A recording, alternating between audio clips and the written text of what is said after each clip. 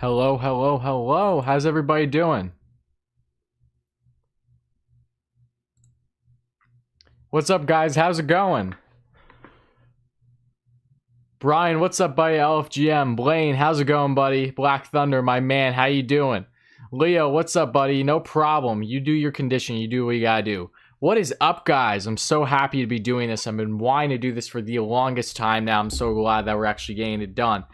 All right, guys, so the motive for today is going to be a couple things, but in particular, it's going to be heavily based around a Q&A with all you fellow lovely Mets fans, and we're going to be discussing everything there is to know about the New York Mets and their approach to 2020 MLB Free Agency. I've touched on it here on the channel already, as you guys have seen. What's up, man? How's it going? And, there's a lot of question marks as to who are the Mets going to sign in 2020 MLB Free Agency. When are they going to sign these players? And everything in between. All of us Mets fans were so impatient, and I understand it, but I really want to get this discussion in and really see where this thing can take us. What's up, buddy? Let's go Mets. Yes. I'm really happy to have you all here, though. I'm so happy to be in the position that I'm currently in. I never would have thought that I would have lucked out this much this early into the Mets channel. So seriously, thank you all. You all are amazing. I love the Mets fandom and the community as it is. And yes, hashtag sign Springer. So we're going to take a couple more minutes, wait for some more people to roll in here, and then we're going to get going. But guys, the whole point of this live stream today is going to be answering Q&As and talking about free agency as a whole and really just the offseason moves, because I'm going to pull it up here shortly, but we all have an idea as to the list of exactly what players the Mets are hoping to sign in free agency this year. But we'll break down kind of one by one and more of a summary again and kind of figure out what would be best for them and when will it actually happen. Because again, we have so many Mets fans. I'm sure some of you guys watching this that are, oh, yeah, no, thanks so much for being here, man. Yeah, I love Mets content's great. I'm just happy to have you here. Oh, thank you so much for the love, guys. I really appreciate it. I'm so happy to have you all here, truly. Padres are passing us up. Brian, I don't, here's the thing. If you guys saw my Padres video, don't worry, Black Thunder, I still love you. But what people need to understand with what the Padres are doing, it's a smart move. They're taking advantage of the great farm that they currently have, as we know, and they didn't even give up a lot of their top tier prospects. They still have the majority of their top 10 prospects still in the farm. And you saw what they did between Snell, Darvish, and signing Ha-Seong Kim. Now, we all discussed on the channel, everyone but Snell, and I was actually going to do a video on him soon, so I'm glad that I didn't. But the Padres are in a great spot, but at the same time, it's different when it comes to the Mets, because the biggest issue that Mets fans seem to have, and I understand it's difficult, is the fact that the Mets are quiet right now because they are in on so many big names. We need to take that into account, guys. This does not happen overnight. When it comes to the George Springers, the Trevor Bauers, etc., these are the biggest paydays of their entire career that they're looking for. So I assure you that the last thing on their minds is how us Mets fans feel, our feelings. That is the last thing of these players' concerns. What they want to do is make sure that they have set in stone the destination they want to go to for the money that they're looking for, because it's by far the biggest contract that they're going to be getting, and everything in between. So does that mean that a player could get signed tomorrow? Yes. Does that mean a player doesn't get signed for a couple weeks? Yes. It's a ticking time bomb, guys. We know this. But regardless of when it happens, it is going to happen. And when the ice finally breaks outside of James McCann and Trevor Mays of the world, all of us Mets fans are going to just be all smiles. We're not going to be complaining nearly as much as what we're doing right now. So just stay patient. Patience is a virtue. I've been preaching this for forever, but I understand it can be difficult. But what's up, guys? Thank you all so much for being here. It means a ton. Oh, Daniel, you are the best, man. I literally cannot thank you enough. That is so kind of you. And why not sign George Springer? Well, it's not the fact that why not. They're almost certain that they will. At least that's what all the reports would indicate. It's just the matter of making sure he's finally... Look, George Springer, he's in his 30s already. This is his last and only big payday of his career. The last thing he's going to do is rush this. So he's going to hear out every single offer given to him. He's going to weigh his options, talk with his family where he's best off probably being for the next 5 years. And that more than likely is going to be in Queens with the New York Mets. But he needs to get that all solidified. Because again, for people that are worrying that the Mets aren't acting fast per se and aren't going all in and that they're going to just pick up the scraps at the end, no, that's not what is happening right now. And I can't stress that enough. The Mets are not going to be picking up the scraps. They're not getting the stuff right at the end of the barrel after it's been used. No, that is not the case. They're in talks with the biggest names out there more than likely, and reportedly that is true. But these things take time. Us as Mets fans have never been in a position where we have been able to see them talk with literally all the biggest names out there, not just in free agency, but in the trade market. Look at all the options that they have to weigh. Jared Porter, Zach Scott, Sandy Alderson, Steve Cohen. They have options A through F all figured out. Now it's just a matter of when is it going to start. It's a ticking time bomb, as we know. Bring back Omar Minaya.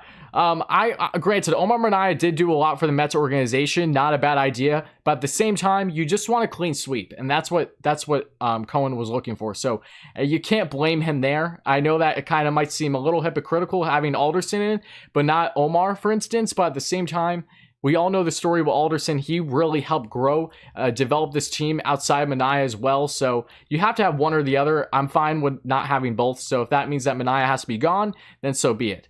But what's up, guys? How's everybody doing?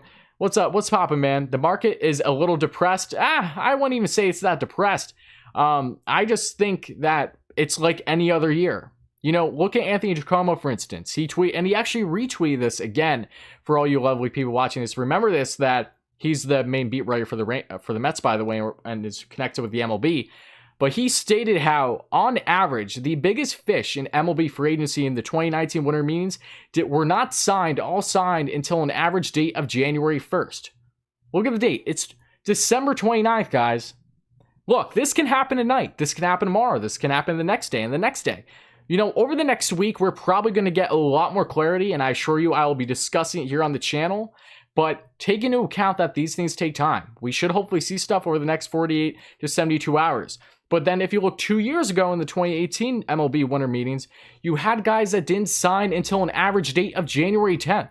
Who's not to say that doesn't happen this year again in an unprecedented market? It wouldn't surprise me at all. It wouldn't surprise me if some of the bigger names aren't officially signed until the latter half of January because of how uncertain and how unprecedented this 2020, soon to be 2021 MLB winter meetings is. So take these things into account, guys. Just telling you. Why not Ozuna? Well, Ozuna would be a smart get per se if he was one, a second option to an extent, and two, knowing that the Mets for sure have a DH. If the Mets don't have a DH for 2021, which they should, in my personal opinion, it only makes sense to have universal DH. Why are you going to just toy it with us for that short season and not have it when it brought endless success, including the Mets with having Dom and Alonso in the lineup each day?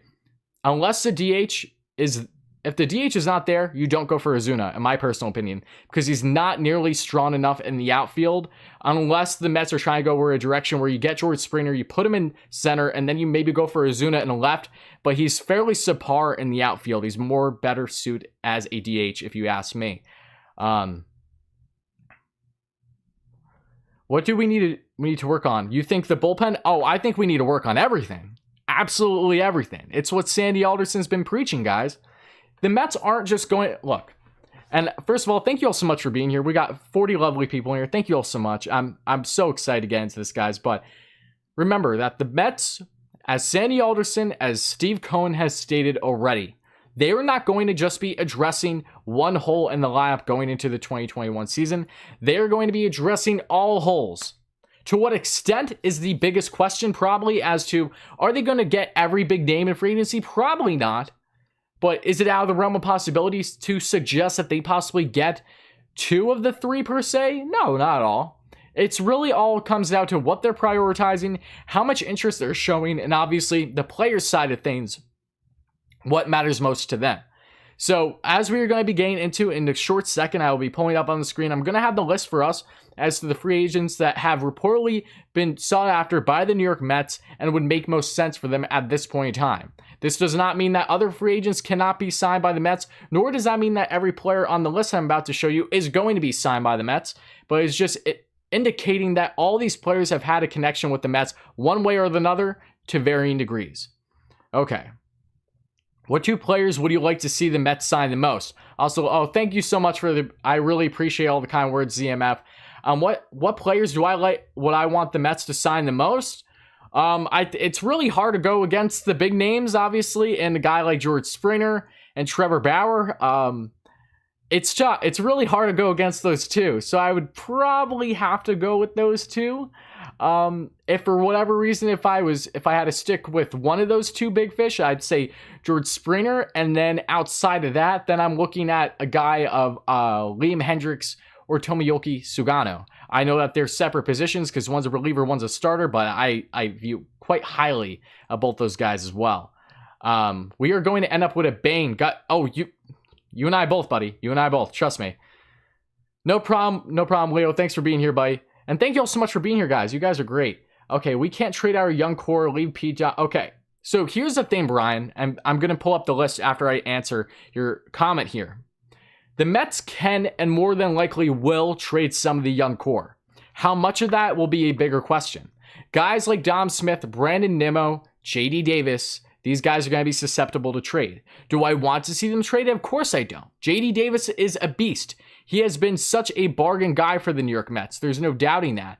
But when it comes to some of these other guys as well, like Brandon Nimmo, I love Mr. Smile. He's literally the happiest man in baseball outside of Francisco Lindor. But if you have to trade, say, two of those three pieces in order to acquire a superstar of Lindor's caliber, for instance, you do it any and every day of the week. I don't even think you second guess it, to be perfectly honest. As much as I would miss those guys, they're not on the level of Francisco Lindor.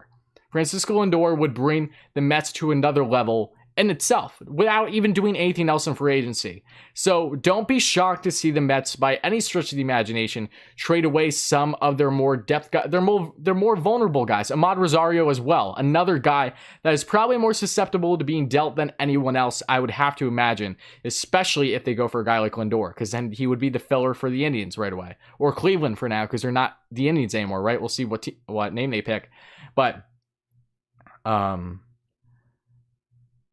Brian, I know. Yeah, look, that it is what it is. All right, guys. So thank you all for being here again. Smash that like button. Hit subscribe if you're new to the channel and you're a diehard Mets fan like me. And also, I got to make sure to put on my jacket. So bear with me one second.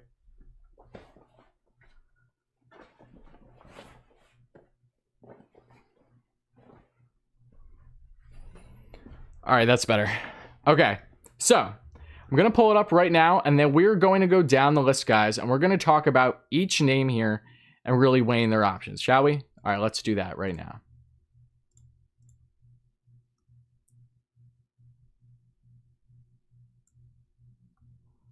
Okay. Exactly, Christopher. You have to give to get at the end of the day. And for the Mets in this situation, look at what the Padres are doing as well. One more thing to take into account, guys. What the Padres did with Chicago is a great indication of what the Mets could do in taking advantage of taking on some salary and, say, a Lindor deal with Carrasco. I'll probably touch on that in another video. Or maybe a deal with the Cubs because of Chris Bryant, for instance. You know, I will definitely be talking about him soon. But the Mets have so many options now. Like, it is truly remarkable, the countless options the Mets have. And they're weighing them all. So again, I know it's really easy to get caught up in things when you see a team like the Padres, who's been mediocre for so long, like the Mets, now decides to go out and make a splash like no other in a day's time. It can really get frustrating. But again, that's not how we should be looking at things. That's not a rational way to look at what the Mets are planning to do, because they have a idea and a vision that is both short-term and long-term success. It doesn't matter about our emotions or impulsive feeling or who is curling the market. It matters about what is best for the Mets right now and going forward, and what can they do to sustain success without giving up the entire farm and doing so. So take those things into account. What's up, Black Thunder? Happy to have you back. Let's go, Mets. And yes, Joe. Heck yeah. All right, we're on the street. It's going to be the Cleveland Steamers. Okay, guys. So okay, Brian. Yes, Lindor is a rental, but Lindor really isn't a rental. He's the equivalent to the Mookie Betts deal. You're trading for him when he's a rental, but by all means, are the Mets not going to trade for Francisco Lindor without the utmost guarantee that he is signing to an extension, just like Betts and the Dodgers for the most part?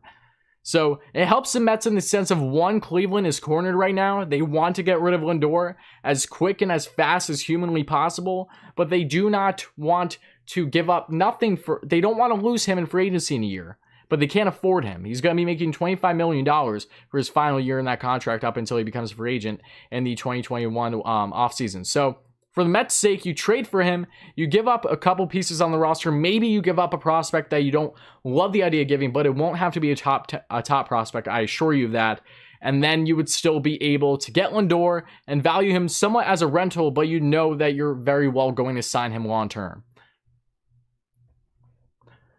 Okay. How about seeing how I love JD Davis, Five Swords Martial Arts. I really do. I have nothing against the man at all. But there is one thing to take into account. JD Davis is not a sound third baseman, at least not right now. And for a Mets team that wants consecutive success, they're going to have some guys on fairly short leashes. So Davis, I think, would be, I think Davis would be best more in a platoon role, coming off the bench. It frustrated me. It drove me nuts because, especially with Mickey, as we know, as a Mets former manager, not having Davis starting when he was batting was great. But this year, we got to get an indication of Davis playing full-time, basically. And he had his ups and downs. He has a great bat. I actually saw him back in the 2019 season. He hit 2 home runs, his first 2 home runs in Citi Field. I was out there. I was at that same game. Alonso hit his first home run in Citi Field. That was amazing. I wonder if any of you guys were there, so let me know. But Davis, I would love to keep on the team, but he's just highly susceptible to being dealt because of what he could bring to a team that really is looking for young, controllable talent like Cleveland, for instance, or even to an extent, the Chicago Cubs, for sure.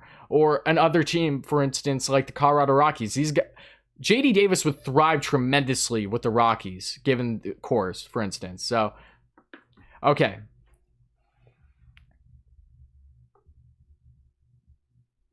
Oh, I completely agree, Sam. I thought DeGrom's years were going to be completely wasted.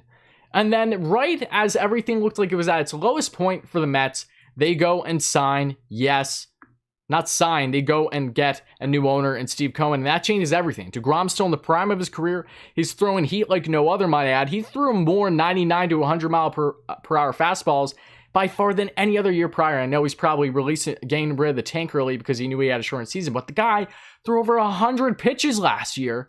I mean, the 2020 shortened season, between 99 and 100. He never even got halfway there in his career in the season. That's insane. But that's on a side note. Okay. I'm a White Sox fan. Oh yeah, what's up, Christopher? Dude, White Sox are actually my the White Sox are my not AL. White Sox are my other team, actually. I've been following. I fell on the White Sox hype train a couple years ago when they really started to do their rebuild, and look how it's paying off now. I love the young talent that they had there. So happy to have you, buddy. But it was a home run derby. Robinson Cano hit at least 1 home run in that game too. It was against the Nationals. I think that was off of Sean Doolittle actually too. Will the Mets have a short leash? I think they'll have a fairly short leash with Rojas, but I think they're pretty confident in Rojas. And I don't have a big issue with Rojas myself, to be perfectly honest with you guys. Rojas is an intelligent guy. He's been in the organization for a while. He gets on a really good side of the team. And, he's pretty simplistic. Look, he did not have a phenomenal 2020 season, but if the Mets had the rotations that they've had, like either, 2 seasons ago or 3 seasons ago, no one would be complaining about Rojas because of how much that offense thrives. So take that into account. I will take Luis Rojas any day of the week over Mickey Callaway. And I think we can all attest to that. But let's get right into now the list that I have pulled up for us, okay? So here we have, let's start with George Springer. So when is George Springer going to sign with the Mets? That is the biggest question. Is he going to sign with the Mets? Well, a couple things to answer, you guys. I am firmly under the belief George Springer will sign with the Mets. This guy has been an all-star. He's been one of the best hitters in baseball from the span of 2016 to really present. And even after the cheating scandal came out with the Astros, over the past year and a half or so, Springer continued to hit. He's the only hitter out of that entire Astros lineup, for the most part, that has had a consistent OPS that even rose at some points in his career after the cheating scandal came out and they were officially done. At least we would assume. So Springer has been awfully consistent in showing that with or without the trash can, he can hit the ball. He's done just fine out of the ballpark for Houston, and he has a great glove that is automatically going to bring the Mets a center fielder that actually knows how to play center field. And this is a guy that normally would play leadoff, but the Mets wouldn't need to have him in as leadoff. They can have him really anywhere. So Springer is the gold standard for the Mets. He's what every Mets fan, including myself, wants because of just how much He addresses the lineup both offensively and defensively, and I'm firmly under the belief that over this next week, George Springer will officially be a New York Met, and I also can assure you that as soon as that transpires, hoping it does, I'll be right here to break my initial reaction right away with you lovely people in a video. But next up, we have Trevor Bauer. Trevor Bauer. Okay, let me just read some of your comments quick, guys. Lindor, Ramirez. I would be all for Lindor and Ramirez, but it would just seem like a pipe dream at this point. I don't see how the Mets could or would land both of them. They would have to take on Carrasco's contract too, I'm sure. And I don't know. I think that would be a little bit too much of a haul than what the Mets are currently looking for. I think the Mets are probably eyeing just down Lindor and Carrasco for the dollars reasons than anything else. But let's get into Trevor Bauer, guys. Trevor Bauer is probably the most misunderstood player in all of the MLB. Say what you will about him. If you don't like him from a personal standpoint, if you don't like him from a social media standpoint, I perfectly get it. Not everyone is for that style. A lot more people are old school, if you will. They don't like the kind of new age players that are coming out. Yeah, see, exactly, Hugo. Look, there are a lot of people that don't like Bauer. I perfectly understand both the pros and the cons to Trevor Bauer. I'm going to give you the cons and I'm going to give you the pros, and then you tell me what you think about him, okay? The cons to Trevor Bauer. His personality. When you get Trevor Bauer, you get all of Trevor Bauer. You get a guy that is completely unfiltered, that is going to be recording in and out of the clubhouse and the locker room for his YouTube channel and doing things on social media. If that's something that you're into, which I have no issue with, I think it would be great for help building the brand of this new regime Mets. But for people that aren't okay with that, I perfectly understand. That's a red flag number one. Red flag number two, Trevor Bauer has not been that consistent of a starting pitcher worthy of the money that he's probably asking for right now. That's at least $30 million, I would definitely assume. So that's another red flag that you're looking at. Another is, why would you want Trevor Bauer when you're buying off of a high in his career and a short 2020 season in which he had some very suspect numbers? Another red flag. Okay, we got those red flags out of the way, right? I understand it. I really do. But now look at the pros to this situation. Trevor Bauer is not even 30 years old yet. He has had an ERA around 4 or higher as average in his career, or at least it was a 3.9. But the biggest thing about Trevor Bauer is his spin rate. How is he commanding his spin rate? What is he doing? You guys have probably seen other YouTube videos as well. It wouldn't surprise me, but the reality is that his spin rate is going through the roof. It was the best in baseball in the short season, and it spiked heavily in 2018 as well when he had his other second best season when it comes to ERA, around I think it was around 2.27 something. It was low. Or 2.7, I should say. But whatever he's using, whatever substance he's using, whatever routine he's doing, it's working flawlessly. And it's not illegal in the MLB. Or at least it's not being called as illegal in the MLB. And he has openly stated that he's doing things, but that the MLB is not, they don't have it for them to check off and say that, hey, this is illegal. And we've seen other pitchers in the Reds organization that are doing the same thing. Sonny Gray's had a ridiculous spin rate. Louise Castillo has had a ridiculous spin rate. Among so many other guys, and same with the Indians organization at times as well. So spin rate is key to pitchers' success that can't throw the heat on a nightly basis. Trevor Bauer is not a guy that is going to constantly blow you away with his fastball. It is going to be his off-speed stuff that murders you. And that is why he's looked so fantastic. His strikeouts are through the roof. And I truly believe that if the Mets were to land him, which I think that they have a very strong chance, that spin rate will stay consistent. Do I think he's going to have a 1.7 ERA in the 2021 season? Of course not. No way. If he gets a 2.5 or just a sub-3 ERA, I think that's a full win for the Mets in a full season. So the bigger question now is, Trevor Bauer, whether you love him or hate him, is he going to come to the Mets? I think we have just about as good of a thought as any because of him stating, him being positive, making his video about Steve Cohen that I touched on here in the channel, saying how brilliant he is, speaking glowingly of Sandy Alderson and all the high praise that he gave him and how he can do well in a big market like New York, and having a rotation with the two best pitchers in the NL for the past 3 years is not a bad thing if you ask me. But it is a lot of money. You're talking anywhere between 30 and 35 mil per year, probably around a 5-year deal, which is a lot. I know, it's a lot. And it all comes down to how much money the Mets are currently working with. So these are all things we need to recognize and take into account, guys. So again, I understand the pros and the cons to it, but I think Trevor Bauer, when he signs, I honestly believe it's going to be in a situation where he makes a YouTube video or he says it on Twitter.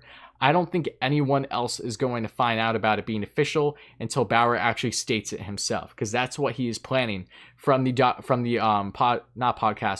videos that they have been doing on the Luba Sports, his agent, their YouTube channel. They do great stuff there. Okay. Next up, I'm going to read some comments and then I will get down the list.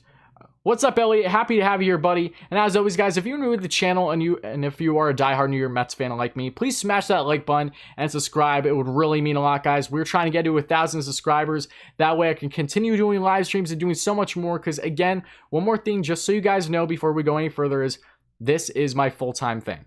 This is what I do on every single day. I have this and I have a hockey channel. So if you guys are hockey fans, check me out at Wordy NHL, where I discuss all various things regarding the NHL. I live streamed them earlier today for the World Junior Championships, but I do this every single day. I devote my entire life to this because I want to make this a full-time thing. I want to have a career in sports. I know that this is the best way for me to get there.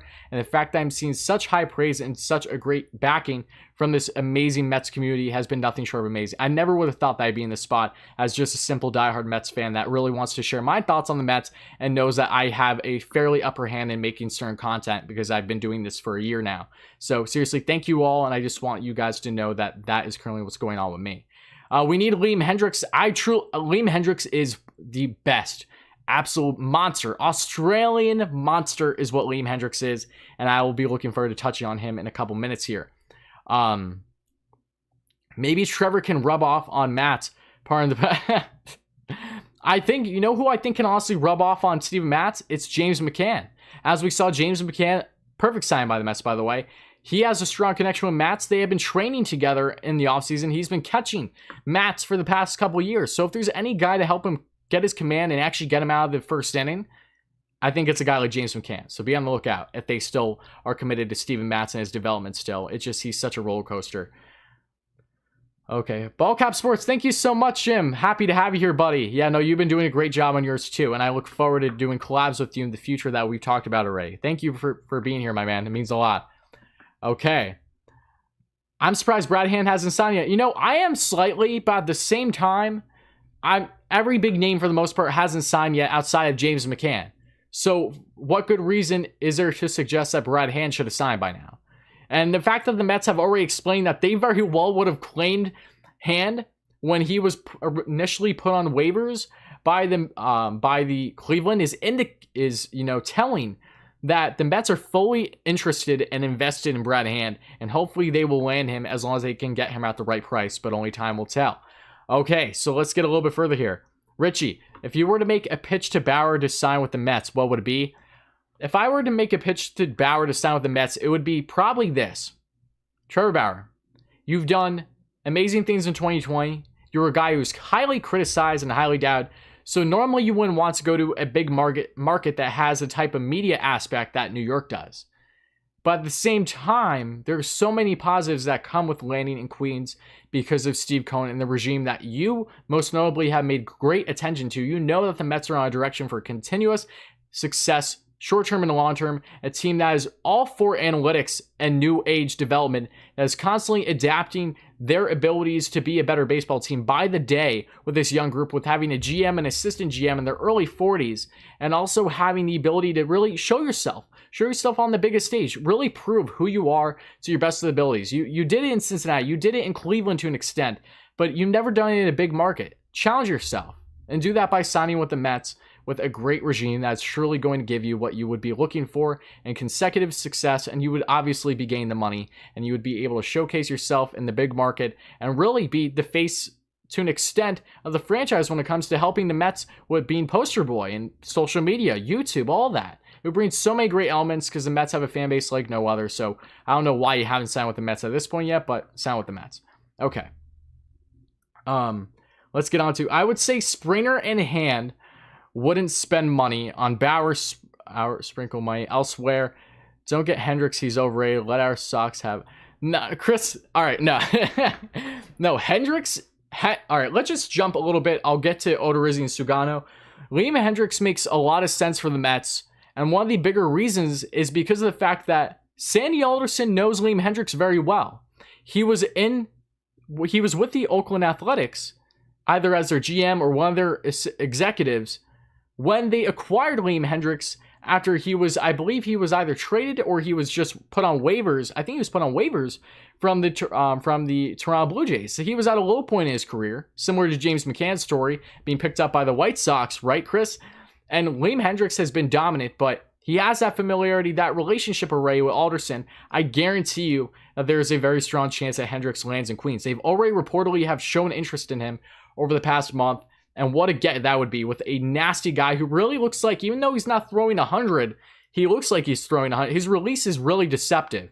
And he has some filthy stuff and a snarl, like very Craig Kimbrell-esque in just his demeanor on the mound. He's very intimidating, but very Trevor Bauer-esque on the mound and how he showcases himself when he gets that strikeout. He's pumped up. He's screaming his freaking head off.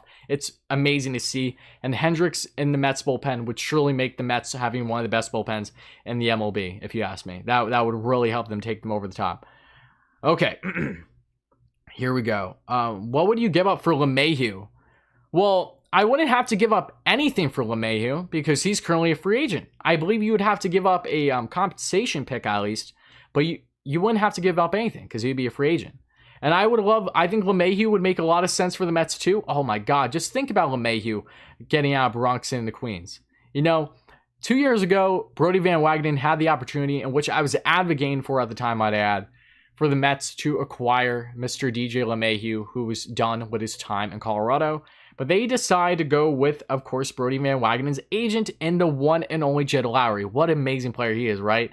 Jed Lowry, he'd be consistent, only played literally, I can count the amount of games the guy played on my hands over like a 2-year span. So, and then DJ LeMahieu goes to be one of, if not the best hitter, consistent hitter in baseball still, even in his 30s now. I would love LeMahieu on the Mets. But again, a lot of things would have to go the Mets' way for multiple different reasons, because they're not just going to go after LeMahieu without making sure that you're either going to put LeMahieu on third or you're going to put McNeil on third. It's one or the other. They would have that figured out. They've already shown interest in LeMahieu, but I would be fine with it. I really would. And always make sure, guys, to hit that like and subscribe button if you are new to the channel. It will really mean a lot. Help us get to 1,000 subscribers, and that way we can really start rolling here, get really invested. I'm so invested on this channel, but that would really help us take us to the top, because that way, financially speaking, I can get a lot more invested with this and really take this to sky's the limit type thing. And I've been enjoying every second thus far, so seriously, thank you. Get Odorizzi instead of Bauer. Chris, that's not a bad idea. I'm not against Odorizzi at all. He dealt with injuries this past year, which is why his numbers weren't great. But before that, he had a career year with, I believe, a 3-something ERA with the Twins. So Odorizzi would bring a lot to the Mets. And hey, Odorizzi very well could be one of the more sensible signings for the Mets because of the connection that he has with Jeremy Hefner during his time with the Minnesota Twins, and with Trevor May, one of the more recent signings for the Mets, who's a beast in that bullpen. So there are plenty of Twins connections already in New York and Queens currently. So Odorizzi would make a lot of sense in that aspect, outside of him being a solid middle to latter half of the rotation starter. Okay, so let's get on to a couple more comments, and then I will go down more of the list of the free agents again.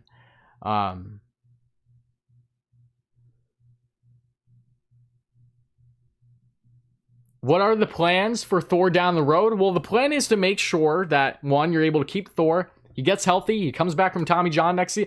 I have a feeling Thor's going to be back from Tommy John before June.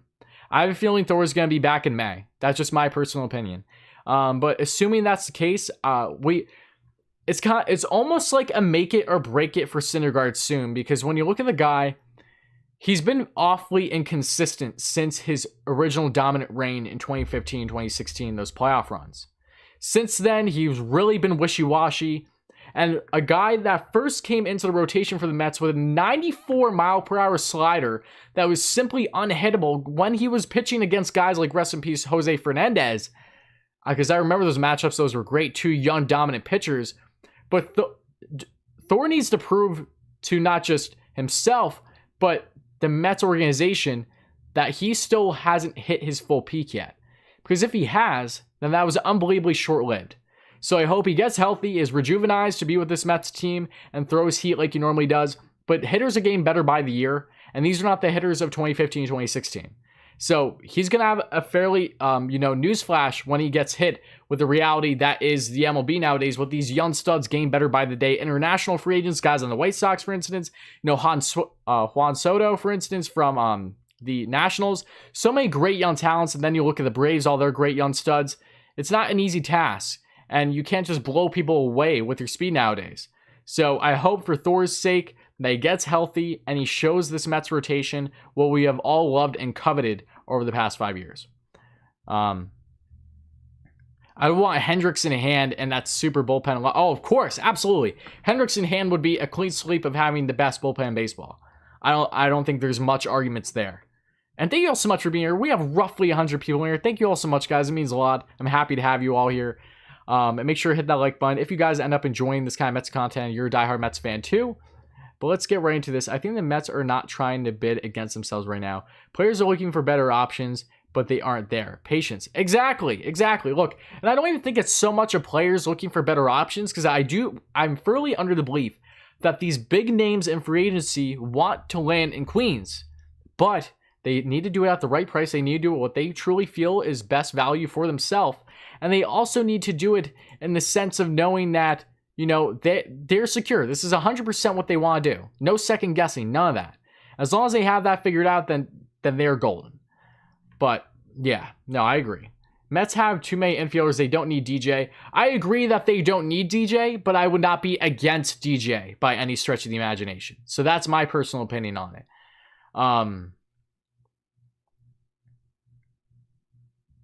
And here's the thing. If you bring in DJ, then you have McNeil play third. And I'll be personally, I would be perfectly fine with McNeil playing third. He can do it just fine. He could do it better than JD Davis, for being honest here. McNeil is a jack of all trades. You could throw this guy as a pitcher and he'll do well. Like, that's how good he is. And, I do not want to lose McNeil by any stretch of the imagination. I want him to be in the lineup. And just imagine DJ and McNeil, the two of the most consistent hitters in baseball the past 2+ years in the same lap. That's nothing short of deadly. Okay. Should Lowry made Cespedes look like Cal Ripken? That's funny. I want Mets Luis Castillo. Okay, my take on Luis Castillo is this. He's an amazing pitcher. Amazing. And there is one pitcher out there that you are trading some of your more valuable younger players for. Not so much prospect pool, maybe one, but similar situation again that we touched on here regarding the Lindors, the Aronados. Like, Castillo is up there in regards to his worth because he has a contract currently up until, I believe, 2024, where he's only making $4 million a year. And he has 2 arbitration eligibilities on that contract as well. But this guy's making nothing. And he's been one of the best young pitchers in baseball that has literally no innings on his arm at the MLB level. If there's one pitcher to target in the trade market, it is hands down, not even a question, Luis Castillo. So that is my initial thoughts on him. And we touched on him here on the channel, Ray, too. So if you're interested, make sure to check that out. I feel like Bauer is annoying lately, especially with the Padres. Don't put much stock into Bauer and what he's doing. That's just how he is. He's trying to hype up literally every fan base known to man and give you hints. He's just having fun with it. I almost feel 100% certain that Bauer already has it set in stone what team he is going to sign with, but he is still having his agent, Rachel Luba, listen to every team that is reaching out, because basically every team's showing interest in him and he wants to do his due diligence. But I feel pretty confident that Trevor Bauer knows where he's going, because he already has everything planned as to what he would like to do to reveal where he is going to sign. I'm not getting your hopes up, Sniper. I'm being real with you. Yeah, no, don't let Bauer remind you of Harvey. They're polar opposites. Not even remotely close. Like, I don't understand. I've had a couple people comment on my video, Trevor Bauer. And make sure to hit that like button and subscribe if you're new to the channel, if you're a diehard Mets fan like me, as always. But Trevor Bauer is by no stretch of the imagination a Matt Harvey. Matt Harvey was a guy who was phenomenal for 3 straight seasons for the Mets, and then let his ego get to him and adrenaline in the World Series that ended up with the Mets losing the World Series. Now, look, do I think the Mets would have won the World Series had Harvey been taken? No. I think the Mets still would have lost that series. Let's be real. They lost in 5 games, right? But ever since then, that had an emotional toll on Harvey. Harvey was still coming off of a personal high because of just where he was in his career in the big city in New York, dating freaking model girls and getting upset with Julian Edelman, dating his girl after they broke up and everything in between, and just letting and not prioritizing himself. This guy wasn't showing up to games because he was partying too hard the night before. Even when he wasn't pitching, he just wasn't showing up, which you can't not do. So Matt Harvey was a head case. Trevor Bauer is not a head case. Trevor Bauer knows exactly what he's doing. Just because we don't like his personality doesn't change the fact that he's a brilliant guy. He's an amazing athlete. And he's in the peak of his career. Matt Harvey's like the same age as Trevor Bauer, and he's already out of the MLB already because of his surgery. Because he had a severe injury that you literally can't bounce back from the most part as a pitcher. So I will respectfully decline in the notion that Matt Harvey and Trevor Bauer are similar, because they are not. By no stretch of the imagination are they the same. They might show their emotions a little bit. Yeah, I can agree with that. But they're not the only players in the MLB that show their emotion. It's strictly a personality thing, whether you like it or not. But Trevor Bauer has a proper head on his shoulders, far better than what Matt Harvey had, especially after the 2015 World Series run with the Mets. That's just a fact. Okay. I hope we keep Andres too. Hey Noah, thanks so much for I really appreciate all the kind words, my man. Thank you so much for being here. You're a real one. Thoughts on Whit Merrifield? Ooh, good one. Whit Merrifield, I have to be perfectly honest. Let me just pull up some stats on Whit Merrifield, because I don't have nearly as much on him on hand as I've been covering other players, because he hasn't been in the topic of discussion much, but I'm glad you brought him up. So just bear with me 1 second. But thank you all so much for being here, guys. We got 100 lovely Mets fans in here. Thank you all so much, guys. Oh, I remember Merrifield. Oh, of course. It's obviously the Royals. Whit was consistent for a while. I don't know how he did in 2020 though. But I'll get back to you on Whit Merrifield. Just hold on. Merrifield's been really consistent. I can clearly see that. But how old is he now? Oh, he's only 20. No.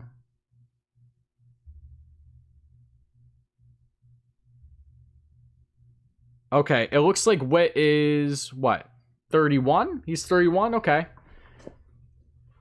Let's answer some of these. What's up, guys? Thank you all so much for being here. Okay. Bauer concerns me. I'd rather get the bullpen stronger and sign Sugano in order. Is he also definitely get Lindor? And look, I perfectly understand that, Noah. I to be perfectly honest, I would love to see Bauer in Queens. But at the end of the day, if we find out that the Mets aren't going to go upwards of 200 mil when it comes to pushing that luxury tax, the second luxury tax threshold, not the 150, then hey, I'm not against that at all, and doing some other options while really spreading the wealth more. And I think that's what we'd assume the Mets are going to be doing, because they already did that with James McCann to an extent. I think McCann was I honestly love McCann. I think that was perfect over Real Muto. He has literally 1,000 innings left on his knees. But outside of that, he's just a lot cheaper, so it made sense to spread the wealth. Oh, thank you so much, 5 Swords Martial Arts. You're too kind. Seriously, I don't deserve that, but I sincerely appreciate the kind words. It does go a long way. I'm so happy to have you guys here. Sandy Alderson wants Bauer, and Steve Cohen wants Springer. If we do not get both, who do you think we will sign? Springer. No question, Springer. I would be in favor of both. I think we all would, but we also have to be realistic at the end of the day. So I want Springer. We all want Springer first and foremost. That's okay, Springer, get him, and then you worry about everything else.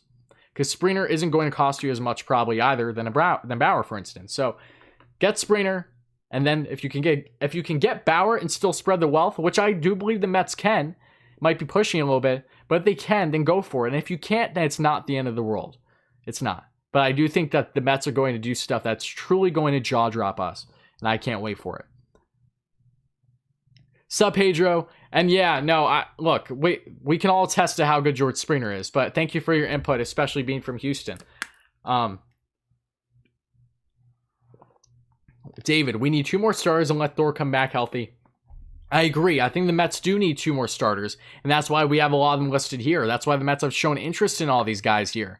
The question is if they are going to get 2 of the starters, which one is going to be on this list? And are they going to possibly think about other guys that aren't even on this list, either via the trade market, say Luis Castillo, for example, Carrasco in a trade with Lindor, or possibly Masahiro Tanaka, which I will get to that now.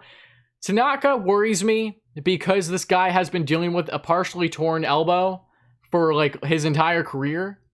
And while he's been pitching fine, his velocity's been going down. And that is a situation where Tanaka, if you can get him on a fairly cheap deal, short term, obviously, in the back half of the rotation, I'm not against that at all. I'm really not. But there is still a slight risk factor. And I don't know if that's a route the Mets want to go down to even have that slight uncertainty and that thing being a ticking time bomb, which is what it is. If his elbow blows next season, his first year with the Mets, talk about luck. Typical Mets, right? I think we're trying to get rid of that narrative. So the best way to get rid of that narrative is to not even give that type of player the attention to begin with. But that's my personal opinion. Again, who knows? The Mets could very well sign Tanaka if they go for bigger names and say want to prioritize other positions outside of getting one more big name in the rotation. But thank you all so much for being here, guys. We got 100 lovely viewers, 100 lovely Mets fans. Thank you all so much. Please smash that like and subscribe button. As always, guys, if you are here. All right, well, let's answer some more questions here, shall we? I don't know how long I'm going to run this thing. So basically, as long as you guys let me, I will be here and I will be talking about free agency in this offseason. So we're going to continue rolling with it, shall we? Okay. Bauer and Rosenthal's, let's get some more Trevors in here, Uncle C. Yes, I agree, Nelson. I agree. Completely agree. Okay. Would you rather have Chris Brein or Nolan Aronado? Good question. I like that question a lot. Again, it all comes down to what the Mets are able to handle. If they can handle Aronado's contract while giving up the Cano contract more than likely as well, then you do it. You absolutely do it for Aronado. I would take Aronado any day of the week over Chris Brein. But would Chris Brein be a bad get for the Mets? By no means would it be a bad get. Chris Bryant is another ticking time bomb that is set to leave Chicago at any second now, it would seem. Same thing with the Rizzos. You know, everyone that is Wilson Contreras is being chopped, as we know, and I guarantee the Mets didn't get James McCann. They would be interested in him as well. So if I had to pick between the two, it's Arenado any day of the week. But value-wise and what you could probably get him for cheap-wise, you could probably get Chris Bryant a lot cheaper than you can Arenado, I would assume. Even with the contract casualties that come with the Nolan Arenado. My personal opinion, though. What plan B if we don't sign Springer? If you don't sign Springer, then your plan B is probably going for Jackie Bradley Jr. because he's the second best, I would say, outfielder there when it comes to his bat might not be as good as what it once was, but his fielding is definitely still up there. One of the better fielders in all of the game, assuming that he's able to lead Boston. But Jackie Bradley would be the second guess, and that means that you could allocate that money, that bigger money, to assure that you're getting a Trevor Bauer and maybe a Tomoyuki Sugano as well that I'll be talking about in a minute, and really helping out in the infield. That can assure you that you're definitely going to be getting a blockbuster of a trade in a Lindor or an Arenado. That's what I would think if the Mets, for whatever reason, cannot get Springer. But I do think that that is far-fetched still. You don't think we will sign Taijuan Walker? I think the Mets will sign Taijuan Walker if they want to be more strategic about their money, which is what they're doing. Jared Porter has a great connection with Taijuan Walker. He spoke glowingly of him. And shout out to Joe DeMeo for New York Mets. One of the writers also has stated how he spoke glowingly of him when they traded for him a couple years ago to the D-backs. Taijuan Walker, another guy, he has dealt with some injuries, but when healthy, and he looked great in 2020 as well in that short season, he could bring a lot on a really good bargain contract in the back half of that rotation, and he would just really help solidify things and rounding out the money elsewhere in the lineup. What's up, John? LFGM is right, buddy. Heck yeah. All right. If we can get Springer and Bauer, great, but I feel we should go for Springer and then get a guy like, and look, and I think that is probably the most rational way of thinking, right? You get George Springer and then you get an Odorizzi. Maybe you get a Tomoyoki Sugano as well or a Taijuan Walker. I think those possibilities are far more likely than you landing both Springer and Bauer. But again, as we've been saying here, it's not out of the realm of possibility, and I think that is the best feeling out of all of it. So, are we extending Conforto and Syndergaard? Ryan, is the sky blue? That would be my response to that. Of course you are. If the Mets are not letting Conforto, if the Mets let Conforto walk, I don't even know how I would Conforto is my favorite New York Met. I've been a Mets fan my entire life, but to be perfectly honest with you, I did not start I did not start following baseball religiously on a day-by-day basis until 5 years ago.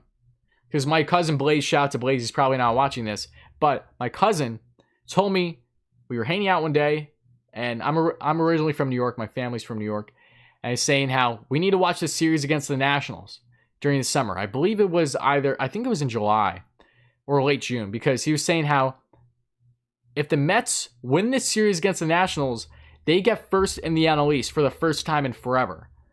And I was like, okay. So we watched every game, and the Mets won that series against the Nationals, and they got first.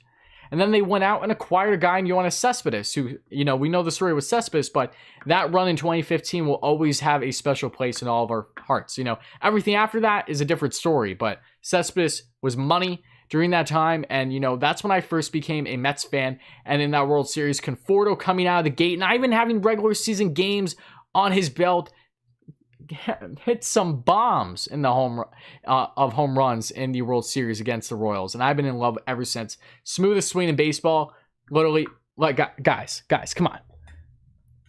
Last season, in one of the multiple games, I went to like every game in Philly against the Mets in 2019 because I don't live too far from Philly.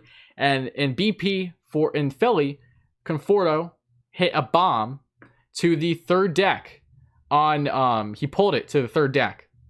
And there was no one up there. And me and my buddy Jonah, we look at each other, we're like, I gotta go get that ball. So here we are standing all the way at the end of the center field.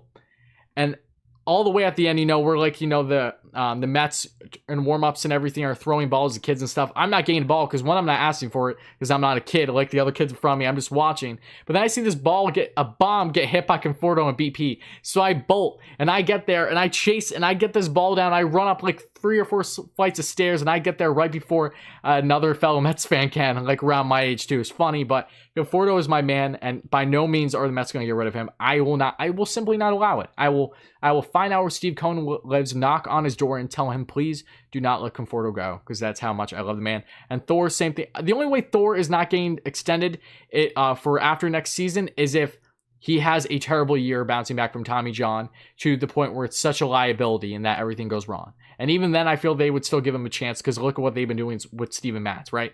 But, okay, here we go. Let's get some more questions in here, right? All right, so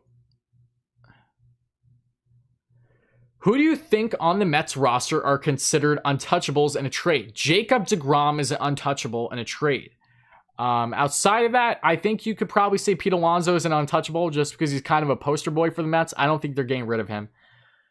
Jeff McNeil, I unfortunately can't say Jeff McNeil is an untouchable. I think Seth Lugo is an untouchable unless he actually demands a trade because he's probably getting pulled out of the rotation. He likes being in the rotation. He gets a little upset when he gets put back in the bullpen, but you know, he's going to do what he's going to do. But honestly, I really don't think there's much untouchables outside of deGrom.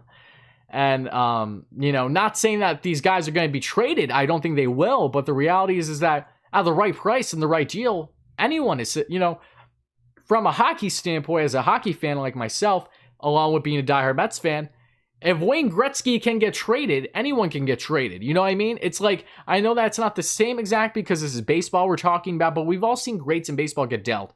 So outside of Jacob deGrom, any guy can really get dealt at the right price, but I don't think it would happen with Confortos of the world, McNeil, Alonso, etc.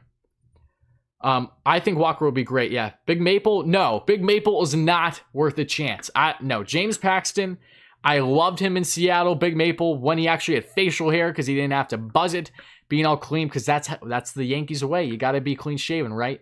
I think that's kind of ridiculous, but hey, it's what they do. It's their tradition. Big Maple is throwing a solid 3 to 4 miles per hour lower currently in the offseason right now for teams than what he was in the 2020 season. He's a liability if you ask me. I don't think there's really any need for the Mets to go after the Big Maple. But hey, look at me. I could be wrong. I'm just a Mets fan. They could sign him and I'll be like, all right, they clearly saw something better than what I did. So, you know, I'm not in on James Paxton. And what is the deal with MLB not starting whether the NL? Yeah, no, that's ridiculous. The NL needs to have a DH, in my personal opinion. And here's why. Whether you love or hate the DH, if you're going to have the DH in one league, Why are you not going to make it an even playing field and have it both? It prolongs the careers of so many players and can literally make them Hall of Fame caliber players strictly because they don't have to play the infield or the outfield. Look at Big Papi for the Red Sox. I know they cheat. I know, when it comes to performance enhancements and all that's the case with a lot of big time sluggers. But look at Nelson Cruz. Even at the age of 40 plus now, he's hitting 40 plus bombs a season still for the Twins. We'll see if he goes back for the Twins or signs elsewhere in free agency this year. But the DH brings so much to a team, not just with not having their pitcher actually hit, even though I love seeing pitchers hit. If you have the DH, look at how it did for the first year for the Mets. You have Alonso and Dom back-to-back in the lineup. They're hitting bombs back-to-back. They're hitting doubles back-to-back. It's amazing. I love it. I absolutely love it having these guys all in the lineup and then giving more of an equal opportunity. Why wouldn't you want your guys to have more playing time? If you have to sacrifice your pitchers not getting a hit, I know we like to see pitchers hit. It's nice, but let's be real here. It's not nearly as important as to having a DH where you can have a guy who racks you 30 plus homers and 100 plus RBIs a year. It's a no-brainer if you ask me. And I think the MLB is idiotic for even toying with the idea of not having the DH permanent in the NL still. Okay.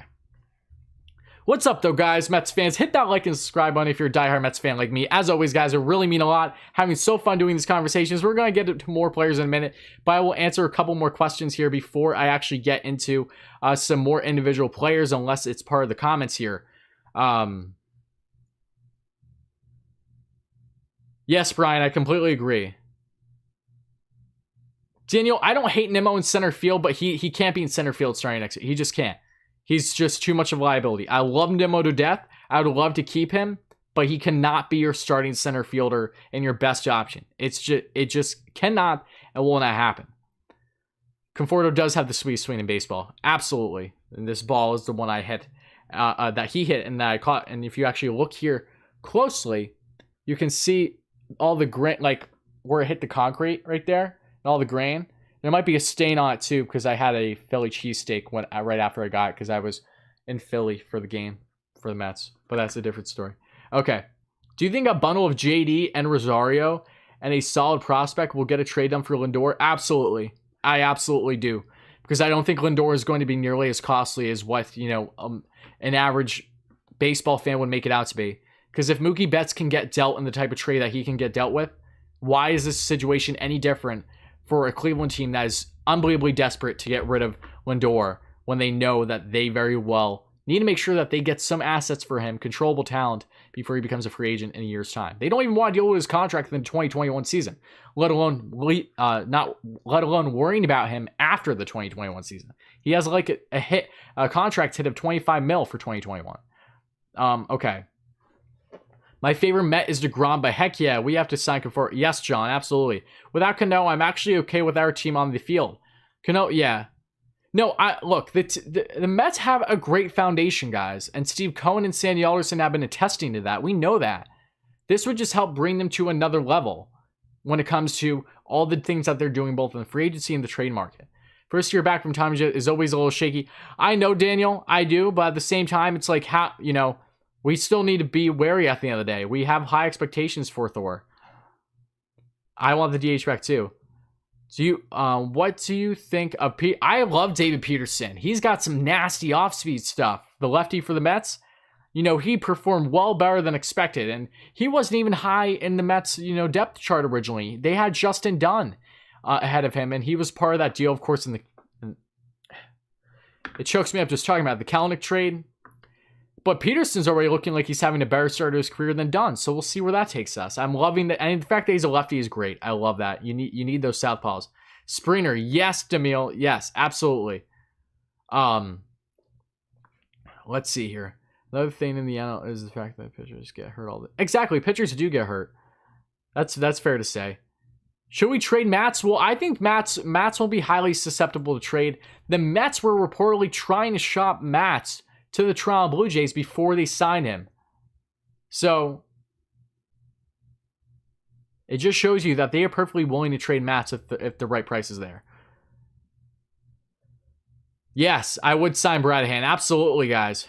Would you give Sonny Gray another chance and then why with him not doing? Yes. Noah. Okay, let's get on the topic of Sonny Gray quick, all right? And then I need to get to these free agent names more because I haven't touched on all of them fully yet. But as always, guys, hit that like and subscribe button if you're new to the channel. You're a diehard Mets fan like me. Help us get to 60. If we could get to possibly 100 likes by the end of this live stream, that would be tremendous. But if we can't, it's fine too. It's just a personal goal, just for fun. See where this thing can take us. But at the end of the day, it doesn't really matter.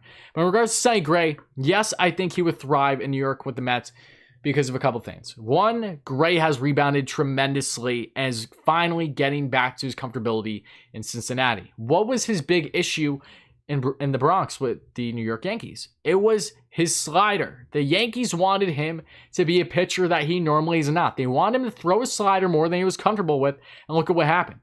The guy simply could not get the pitches down, and with having that type of media and fan base that is the New York Yankees, they are literally the face of the MLB. If that's the case, all right, yeah, you're going to kind of expect a Sonny Gray guy who never played a big market in his life from, I believe he's what, from Tennessee? Or whatever he's from out, I forget where Sonny Gray's originally from, like born from. But this guy had no clue what he was getting himself into with the type of with the Yankees, with their demands and wanting him to be a specific pitcher. Sonny Gray is Sonny Gray. If you want the best out of your players, whether it's a pitcher or it's a guy out there in the outfield and infield, you need to let them do what they're supposed to do on a nightly basis, or for Gray's sake, every 5 days, right? So to have him come out and be unnatural, and an unnatural setting, might I add, an area that he's never played with before in the Bronx, so uncomfortable in the biggest market in the world, and then you tell him that, hey, you're not supposed to be the pitcher that you normally are. We need you to do this specifically. That was the biggest issue with Sonny Gray and the Yankees. Obviously, other underlying factors were there, but his spin rate is back up, probably because of Trevor Bauer and his help out there. But Sonny Gray with the Queens would not be an issue like it would be with the Yankees, and I can almost bet all the money in the world with that. But with saying that, I do not want Sonny Gray from the Reds. I want Luis Castillo, if I had to pick between the two. I prefer John at first base and Alonso. I really hope they... See, Alonso would be the perfect DH. I wouldn't be... Granted, Alonso has done strong on first base. He's had a couple hiccups there, but he's looked far above average at times than what was originally expected of him when he hit the MLB. I'd be fine with either one, but I don't know. When it comes to a guy like Alonso, he just makes perfect... He just has the perfect build of a DH. You know, he reminds me so much... Like, his build reminds me so much of, like, Konerko. Or like Mike Napoli. Like, he just gives that vibe off besides his gut, you know? He just would make more sense in the DH if you ask me.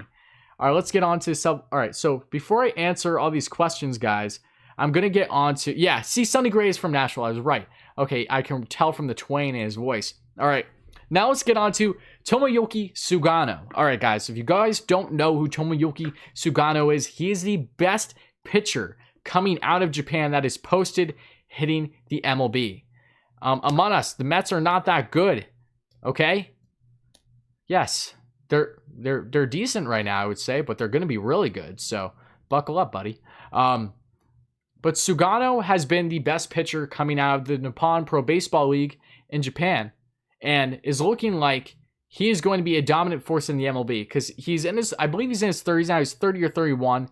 He's a 2-time Cy Young Award winner in the Nippon Baseball League, so take that into account. They're equivalent of the Cy Young, I should say, and he has been beautiful. If you can get Tomoyoki Sugano on a 2, I would say a 2 tops. I would say I feel on a 2-year deal, a 2 or 3 year deal, and then maybe there's an option after the second year. You do it. He would bring so much to the Mets. He has a spin rate like no other. This guy is ERA is ridiculous. Absolutely ridiculous. I think he would transition great because we all know the story with Japanese and just foreign pitchers as it is when they hit the MLB, especially a guy in his prime like himself. He has so much experience. I think he would be just fine. He's the best pitcher to come out of there since Masahiro Tanaka fled for the New York Yankees back in, 2014? So Sugano would be a great get for the Mets, and I think that they're prioritizing him more than they were with another fellow player from an international free agent in Ha-Seong Kim. If you could pick 3 free agents this year for the Mets, who would be? It would be George Springer, Trevor Bauer, and one of Oh, it's tough. George Springer, Trevor Bauer, and one of... Oh, it's tough. That third one's so hard. It could be like Liam Hendricks would make me ecstatic. I would have to say DJ LeMahieu, just because of what LeMahieu can do on a night-to-night basis is just still phenomenal, even at the age of like 30-something now. Okay.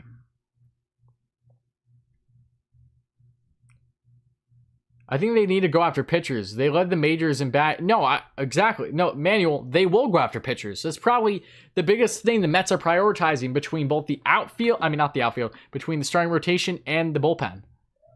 What's up, Black Thunder? Happy to have you back, my man. And as always, guys, make sure you smash that like and subscribe button. If you are new to the channel and you're a diehard Mets fan like me, help us get to 1,000 subscribers. It would really mean a lot. And please hit that smash button and put on that notification bell if you are new here, as always. All right. Sign as many relievers as possible. That is where the game is going. I mean, it's true. Look, we're in a new day and age where pitchers are not getting, they're not going to be constantly out there for all 9 innings. Between analytics, take the Rays, for example. It's right. Analytics are a great thing. You just need to know how to balance them. And even when you try to balance them, things don't go in your favor. That's why Blake Snell got pulled and everything in between. But managing innings is crucial to a player's longevity and continuous success. That's what the Mets have been doing with DeGrom to an extent. So I think that's going to continue to stay that way. Okay. Yes, sign Tomoyoki. Yes, I completely agree. Why do you think the Mets are taking a while to make a splash, Andres? The Mets are taking a while because they're actually in the ball pit. They're in the rain with the biggest names out there in free agency. And these are guys that I've already said here, but I'll say it again, that are signing the biggest and most important contracts of their career. Why should they care about us Mets fans and our feelings and the impatience of when they need a sign by? They're talking to their families. They need to weigh their options. They're being reached out by at least half the MLB for both Springer and Bauer. So why are they going to rush things? They're going to sign when they're fully set in stone and when everything's locked up. That's how it is. So that's why things are taking a little bit. But remember, all the big names didn't even get signed until an average of January 1st a year ago, guys. Take that into account. 2 years ago, the biggest names in free agency weren't average signed until January 10th. So we need to stop with this impatience, all right? It's going to happen. I assure you that. What players exactly, that is yet to be seen, but we do have a good idea at least because of all the guys that they've shown interest in. All right, guys. What's up? Happy to have you here. Okay, guys. Let's see. Yeah, Gregory, for sure. Yeah, no, trust me. The Mets bullpen is already looking strong, but if they just get one of Han or Hendricks, that's really going to help put them to the top, if you ask me. Oh, thank you so much for the subscription, my man. I really appreciate that. Happy to have you here. Is Springer still priority? Yes, he's absolutely still priority. He's no different of being a priority than what he was a month ago. 200 wins lifetime is a new 300 for Hall of Fame consideration. Yeah, seriously. But yeah, you're not wrong. I would call the Pirates and see about Archer. I always liked him in Tampa. Is Archer isn't even with the Pirates anymore. Archer's a free agent. So, pretty sure Archer's a free agent. MLB Joey, what's up, buddy? How's it going, my man?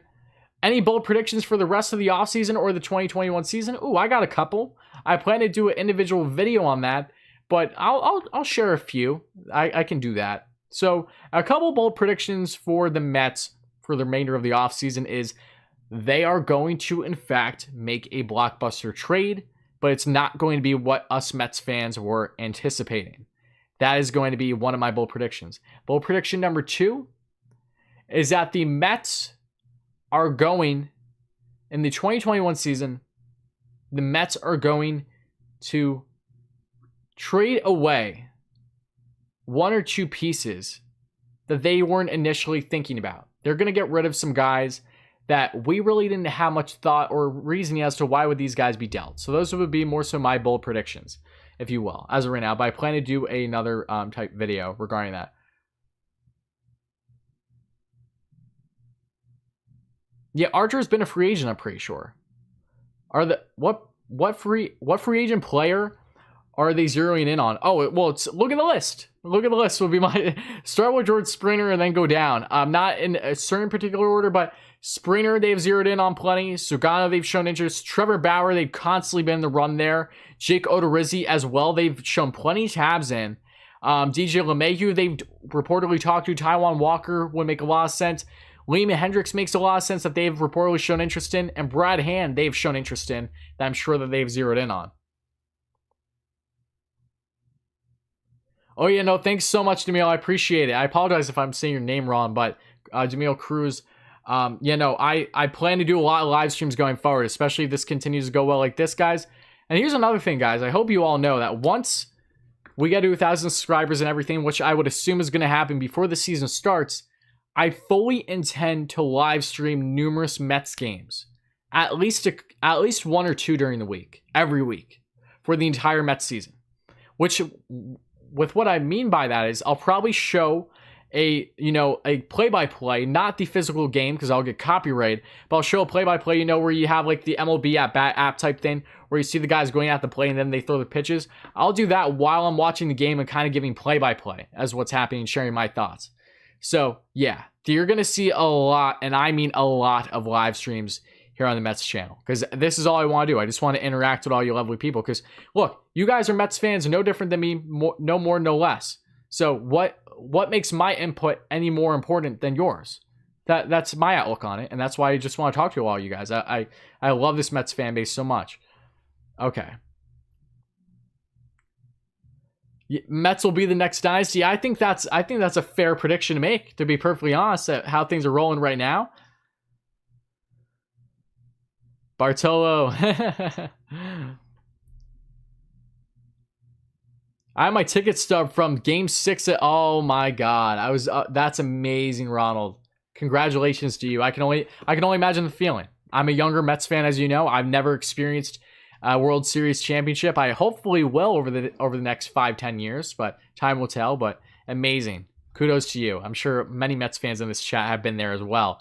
But as always, guys, if you are diehard Mets fans like me and you want to hear more about free agency, the Mets approach to 2020 MLB Free Agency, and just the trade market and just this entire outlook, getting a better understanding of what they are going to be doing going forward. And if you enjoy this kind of Mets content and want to see various topics discussed on the Mets with high quality visuals, all these different stuff, then make sure to hit that subscribe button and like for more great Mets content. Okay. Are Mets planning on trading away Familia, Mats, Gesellman? Yes, I would agree. I think that all those three are highly susceptible to being dealt. Mats is definitely up there because he's already was approached to be traded a little bit ago by the Mets with the Toronto Blue Jays before they re-sign him. Gesellman makes perfect sense because Gesellman hasn't been much of anything between his injuries and just lack of consistencies for like 3 years now. Gesellman, it's kind of ironic that Gesellman and Thor are best buddies, considering the fact that these guys have been awfully inconsistent for numerous years now. Now, I view Thor a lot more highly of Gesellman, but reality is that Gesellman needs to get his A game on. He needs to get healthy because he has not looked good. He has had some serious issues, and because of his injuries, it has only held him behind. So he's highly susceptible, and Familia is highly susceptible, and the Mets want to part ways with that because the Mets don't need Familia. But if they get good stuff out of Familia, then great. I think that's how I look at it. Familia had some strong innings last season, no doubt. And so, Familia's Familia. If you have him in anywhere from, I would say between the 6th and the 8th inning for at least just one inning or so, okay, you could probably make good things happen. But you don't want him closing. You definitely don't want him closing. It's no different than Diaz. Diaz has amazing, nasty stuff, but by no means do I want Diaz to be the closer for the Mets. I've been at Mets games. I was at Mets games numerous times over the past year where the Mets had the lead or got the lead in the top of the ninth and then blew it in the bottom of the ninth because of Diaz. And, Diaz has some of the nastiest stuff in all of baseball. He's literally one of the nastiest relievers in all of baseball. He has a strikeout, a swing per miss rate as one of the best in baseball. But the guy still gives up these walks and these homers that are just detrimental. Like a normal reliever, he's on and off. He really is. He had a really strong shortened season last year, though. So, look, Diaz is a setup guy any day of the week. 9th inning, though, forget it. Not a fan. Okay. Andre, that is amazing. Your girlfriend's a real one. She knows what she's doing. I love that. That's awesome.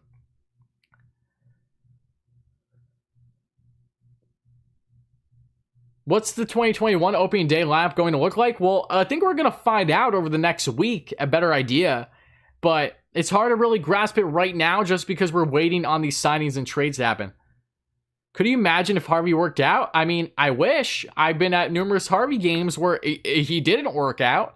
So, unfortunately, I didn't start seeing Matt Harvey. Actually, no, I shouldn't say that. I saw one start in Queens in the Subway Series game where Matt Harvey pitched a gem. It had to have been 2016. And in the fall, might add. And Harvey pitched a gem against the Yankees. But the Mets ended up losing. I think it was like 1-0. Because of Carlos Beltran hitting a bomb, no less. Ridiculous.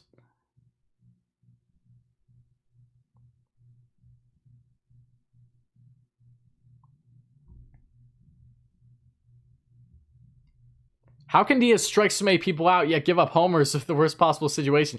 I know. It's unbelievable what Diaz does. But at the same time, he had a really strong short season. So let's just let him bounce off that. Take him out of the spotlight in the ninth. We do not need him in the ninth. Especially if you're going to bring in one of Hendricks or Hand, which in my mind seems fairly inevitable at this point, which is a great feeling. There's no need to have Diaz in the ninth. Have him as your setup guy and let that be it. He should not be your closer if you ask me. From the list, how many will the Mets sign? That's a good question. I would say from the list currently presented from us, I feel fairly confident saying that the Mets will at least sign 3 of those players on the list. Could be more, could be less. That's the fun question about it all as to exactly how many that they will sign in the end.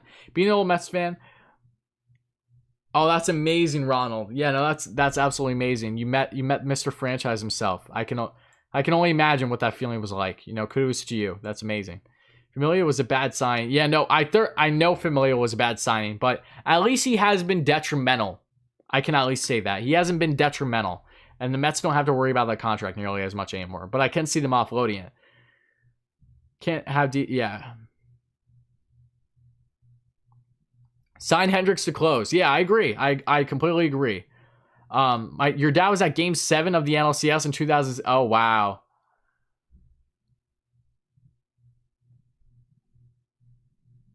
Wow, yeah. Talk about a double-edged sword, ZMF. You know, there are pros and cons of that game, obviously. He got to see a remarkable catch by Chavez, but, you know, that swing and miss by Beltran. And who was that? Wainwright was the one who pitched. It is what it is. That's the old Mets. This is the new Mets now, baby. Train Cano. Yeah, Cano will be dealt. What would you consider a good offseason? Well, to be perfectly honest with you, Andres, I think the Mets have already had a really good offseason.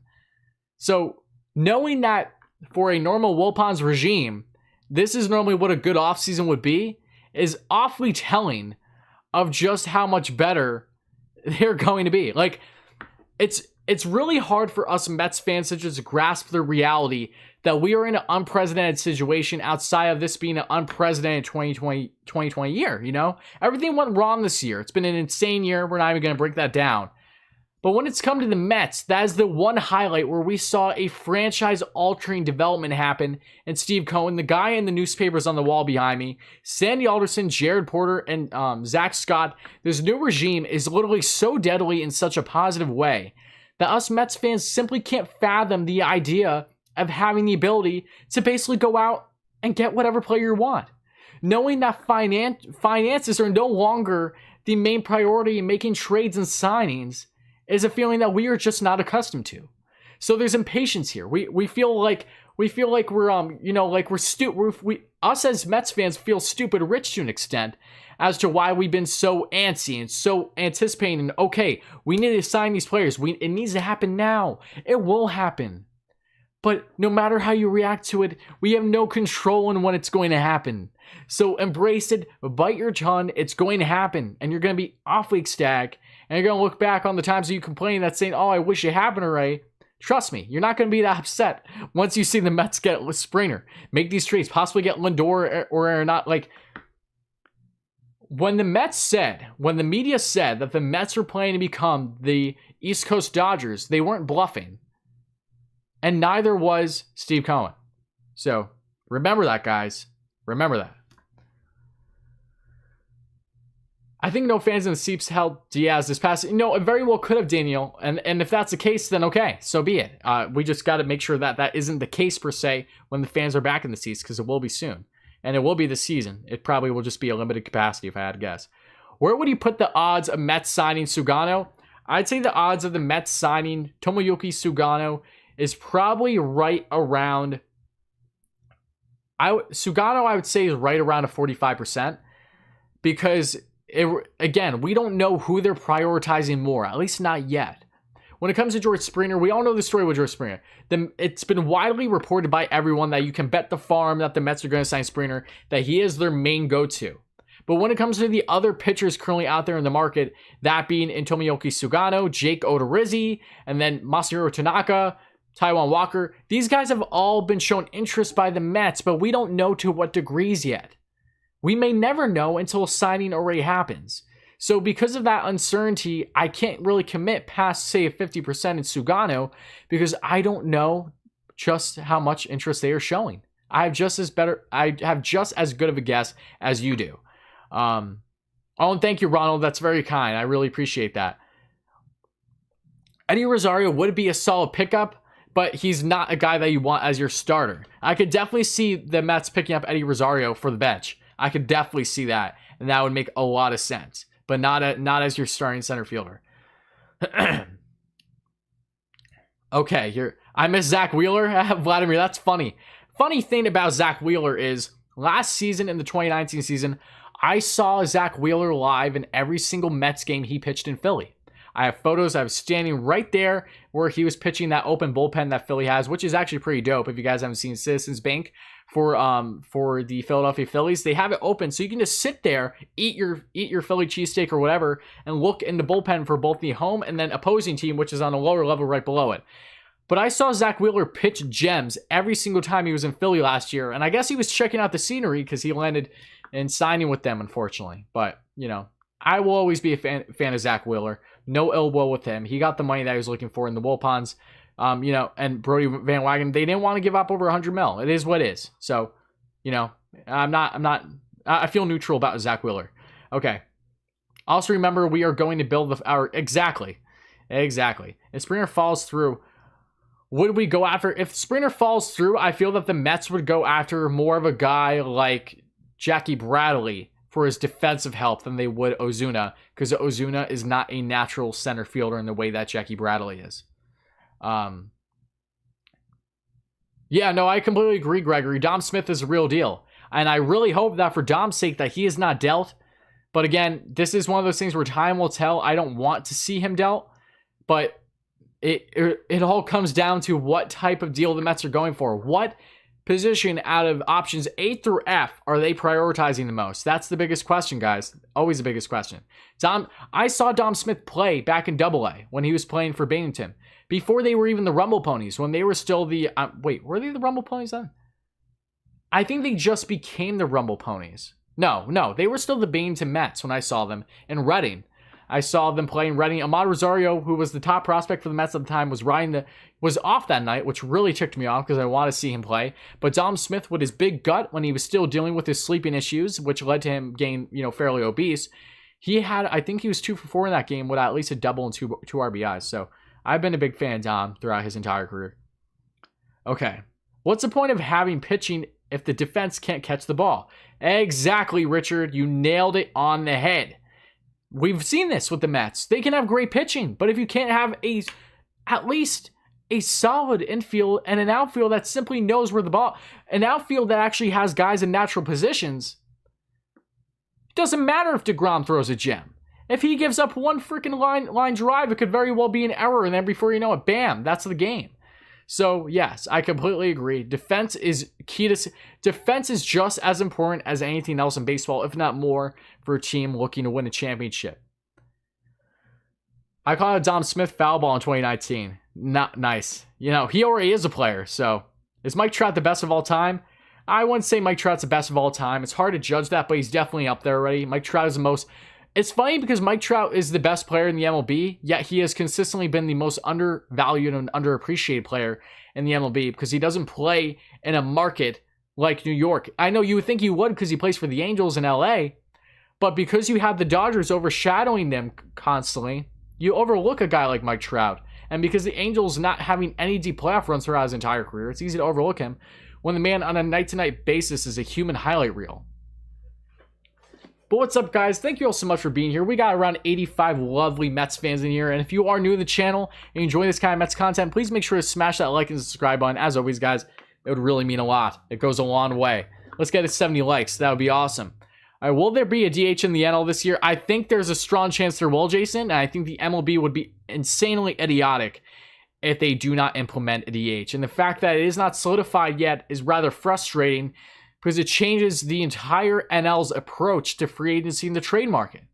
That's probably why you might see guys like Ozuna or others get hung up and maybe on the market longer than you would initially anticipate because you don't know the certainty of having a DH that is crucial to guys in positions like themselves.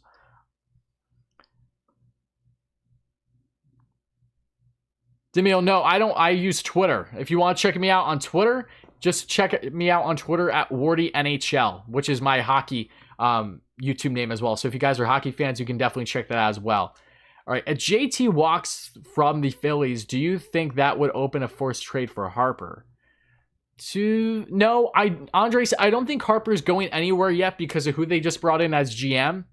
From the history that we've seen with him, he goes all in. He spends every single dime imaginable, but he will try to build your team for being a team all in for at least a couple of years. So the Phillies, I don't think are trading Harper yet, but I do think I can bet all the money in the world that Harper will not finish out that contract with the Phillies. By no stretch of the imagination do I think he will. Okay. Do you think the Mets would have any chance at getting Salvador Perez or Freddie Freeman next offseason? I don't, because one, the Mets are not going to get Sally Perez when he's an argument to be better than McCann. You know, the Mets are probably going to be getting a catcher that is solid. Maybe they're going to stick with Nito still as a backup, but I don't think they're going to go for a guy Perez when they just sign McCann. And Freddie Freeman, there's no way in hell the Braves are going to allow Freddie Freeman to land on the Mets. And here's the thing about Freddie Freeman, just to add a slight tangent in here. As much as I am not a fan of the Atlanta Braves as a normal Mets fan would be, I have the utmost respect for Freddie Freeman. He is an amazing player. He is a consistent player. He's a fine wine. This guy is amazing year in and year out, and I love every single at-bat he has against DeGrom, DeGoat. They're laughing at each other because they're good friends, and then when DeGrom throws a ridiculous slider at him, he's like, what the hell just happened? I love every second of that. I love their battles, but I don't think either of them will land with the Mets. Chances Musgrove, there is a possibility there, Frankie. I'm not sure to the certainty just because there has not been to date at least any reported interest by the Mets on that front. Imagine Aronado Lindor. No, I can imagine, Daniel. That's all I can do because there's no way that both of them would land with the Mets. I can't get with that. One of them, I think there's a solid chance. Both, no way. That's a pipe dream. Absolute pipe dream. No way. Okay, Leo. Well, I'm sure your legs will probably be feeling like jello. All right, guys. So let's continue this discussion a little bit further, shall we? So let's get into here. Let's talk about, now let's get into, I basically touched on every guy here on the list, but let's talk about Brad Hand for a minute, all right? And then I'll answer some more questions. Brad Hand is very interesting. As we know, this guy is a two-time AL All-Star, NL All-Star with the San Diego Padres.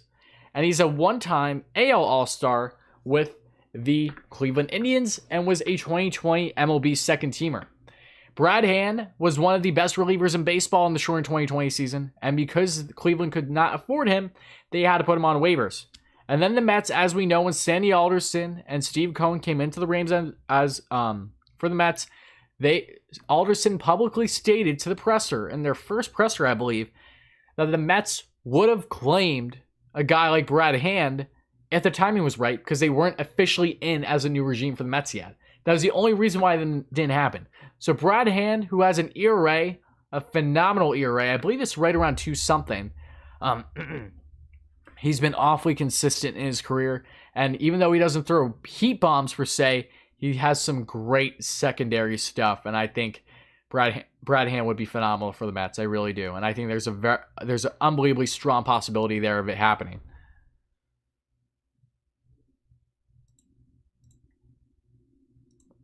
All right, guys, time to answer some more questions. Who's going to get us to 70 likes? Let me know whoever the 70th like is in the chat. I want to know who you are because I want to give you a big thank you.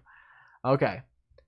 Changes of Eddie Rosario. I like the chances of Eddie Rosario, but he's definitely a backup plan. You know, through the Mets like A through F options or A through Z, whatever it's going to be. Rosario's in there, but I don't think he's a full priority yet. We'll see if Trevor May's giving any insight on him, considering they were teammates in Minnesota. Here's a solid question that will scratch your head. Alonso the Rockies for Aronado. I mean, that would make so much sense because Alonso would do nothing but thrive in cores. This guy could probably hit 60 bombs there, right? But no, I don't think that's happening. I don't think that's happening because it doesn't address necessarily what the Rockies would be looking for. And I don't see it. It's a bold, interesting take, but I don't see it happening. 73 likes. You guys are awesome. Thank you all so much. It means a lot. And also make sure to hit that like and subscribe button. Again, if you're new to the channel, make sure to check out my previous videos, guys. Talking about Aronado and Lindor in particular, I did a video earlier today breaking down which player makes more sense for the Mets and why. So make sure to check that out. And I also did a video late last night discussing Steve Cohen and how he admires what the Padres are doing and why the Padres' blockbuster moves are a sign of what can very well be to come in the future for the Mets. So check those out if you haven't already. Yeah, Louise Castillo would be clutch. I completely agree, Frankie. Skip Rock. Yes, it would, Henry. Why haven't they signed Brad Hand yet? Are they waiting for the Braves to sign him or something? Brian, the Mets haven't signed Brad Hand yet because Brad Hand either hasn't made a decision yet or because of the fact that the Mets cooled off on the idea of Hand because they want to allocate that money elsewhere. Which reasoning is that? I have no clue. I have absolutely no clue. But I assure you that if the Mets do not sign Brad Hand, it is not because they lost out on him.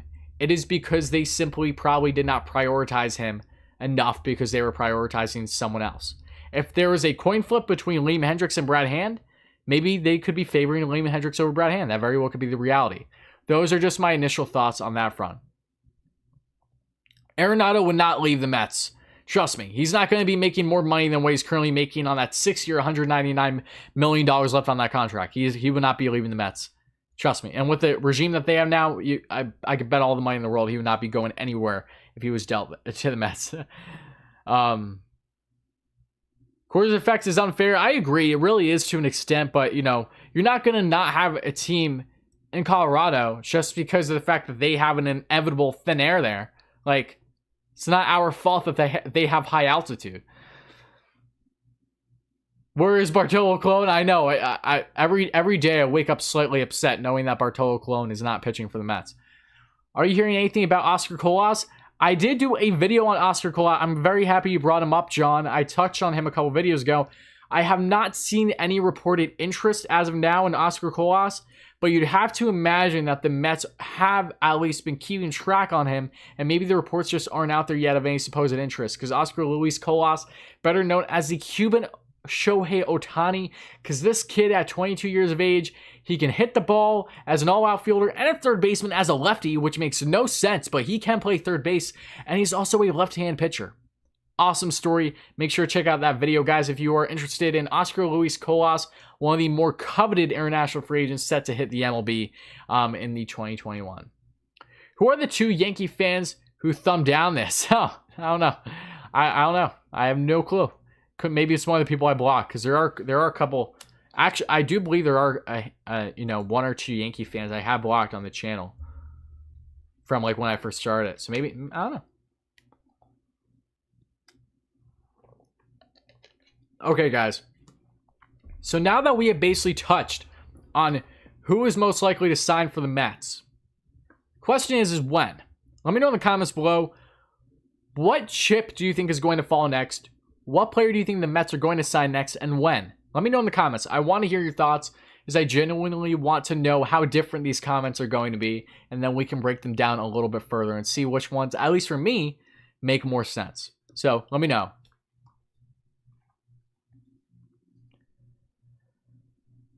Nelson, not it would. It will be showtime in Queens. Don't you worry. All right, guys. Yeah, let me know your thoughts in the comments below. Which domino is going to fall next for the New York Mets in free agency, and when? Do you think George Springer is going to sign tomorrow? Do you think it's going to be Trevor Bauer in a week? Do you think it's going to be Tomoyuki Sugano in 2 days? Who or what? Who, when, where, what, how, when, whatever. Springer for sure within a week. I think that's very reasonable. I can bet. I won't say I'll bet the house on you, Five Swords Martial Arts, but I feel awfully confident in you. Yeah, Springer next. Yeah, right. I think we get that. I think that makes sense. But here's my one counter I will say to Springer sign next. Tomoyuki Sugano has just until January 7th to sign a deal with an MLB team, which means that a deal needs to be in place unofficially multiple days beforehand, upwards of a week, to get a physical pending through. If that is the case, not if, that is the case, Sugano is going to be made official within a couple days. So, Sugano has that deadline. So if the Mets, I think regardless of where he lands, Sugano is the next big fish in free agency till fall. Hopefully it's for the Mets, but if it's not, regardless, we're going to find out within the next coming days. That's my personal opinion, at least, because of his deadline.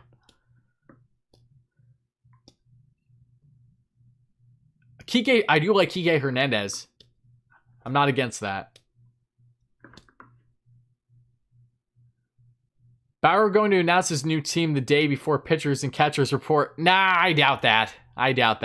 No way. No way, Andres. I don't see that happening. He wants to get comfortable with the team that he's going to be signing with. And he wants to help build the hype, everything leading up to the season. I highly doubt that he's going to be doing it that late. But at the same time, pitchers and catchers do report. Don't they report? When is it? Pitchers and catchers report in what? Late January? They report fairly soon. If the Yenal has the DH this year, they will have a crazy lineup. Oh, I know. Like, just think about that hypothetical, right? It's ridiculous to think about. It's such a good thought, if you ask me.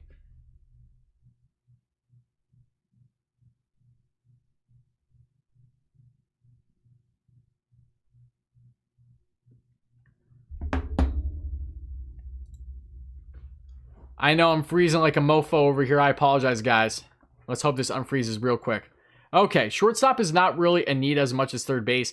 But hey, Brein Lindor. Well, here's the thing. Yeah, Brein Big Sexy too. I know. I say, you know what I say? I say I'm not satisfied with any deal or signing the Mets do until they bring Big Sexy back. I don't care if they get Springer and Bauer. That is not as satisfying as Big Sexy back in New York.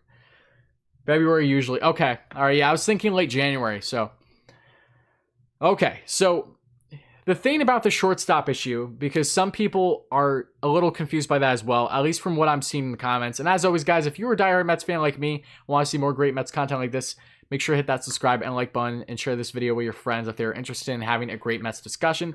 But again, with this shortstop issue, guys, the Mets are not going to trade for a Francisco Lindor with having to worry about we have too many shortstops and we know what to do with.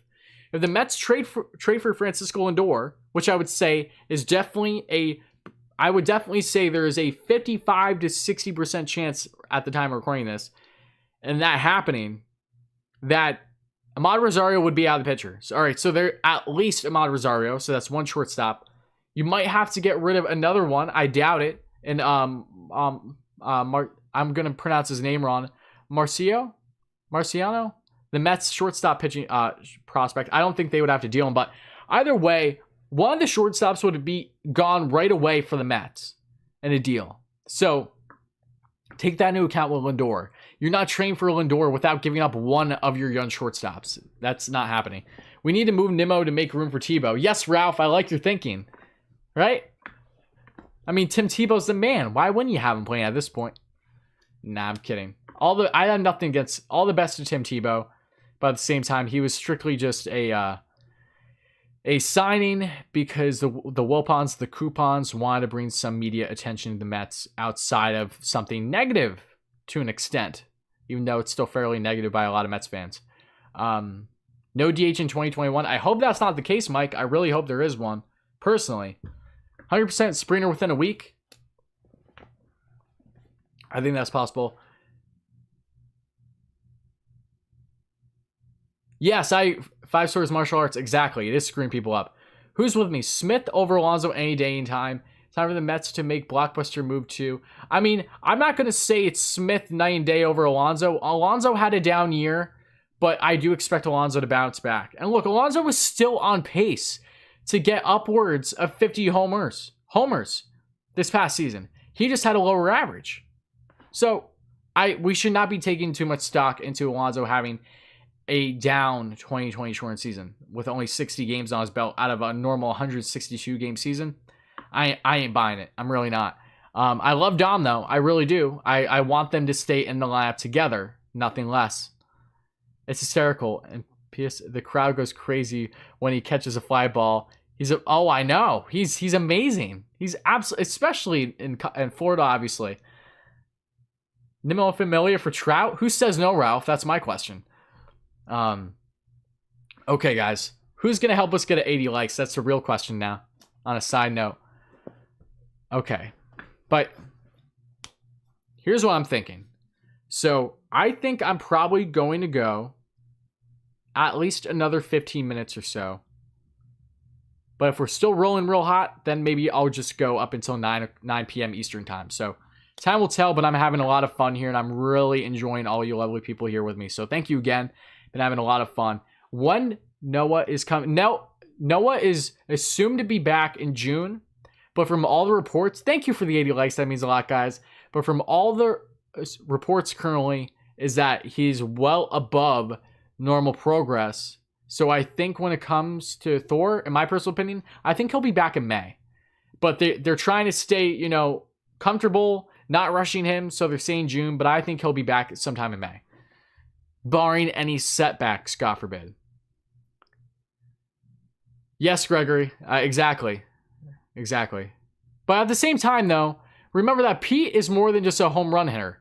If Pete isn't hitting home runs, he's hitting doubles in the corners, left and right.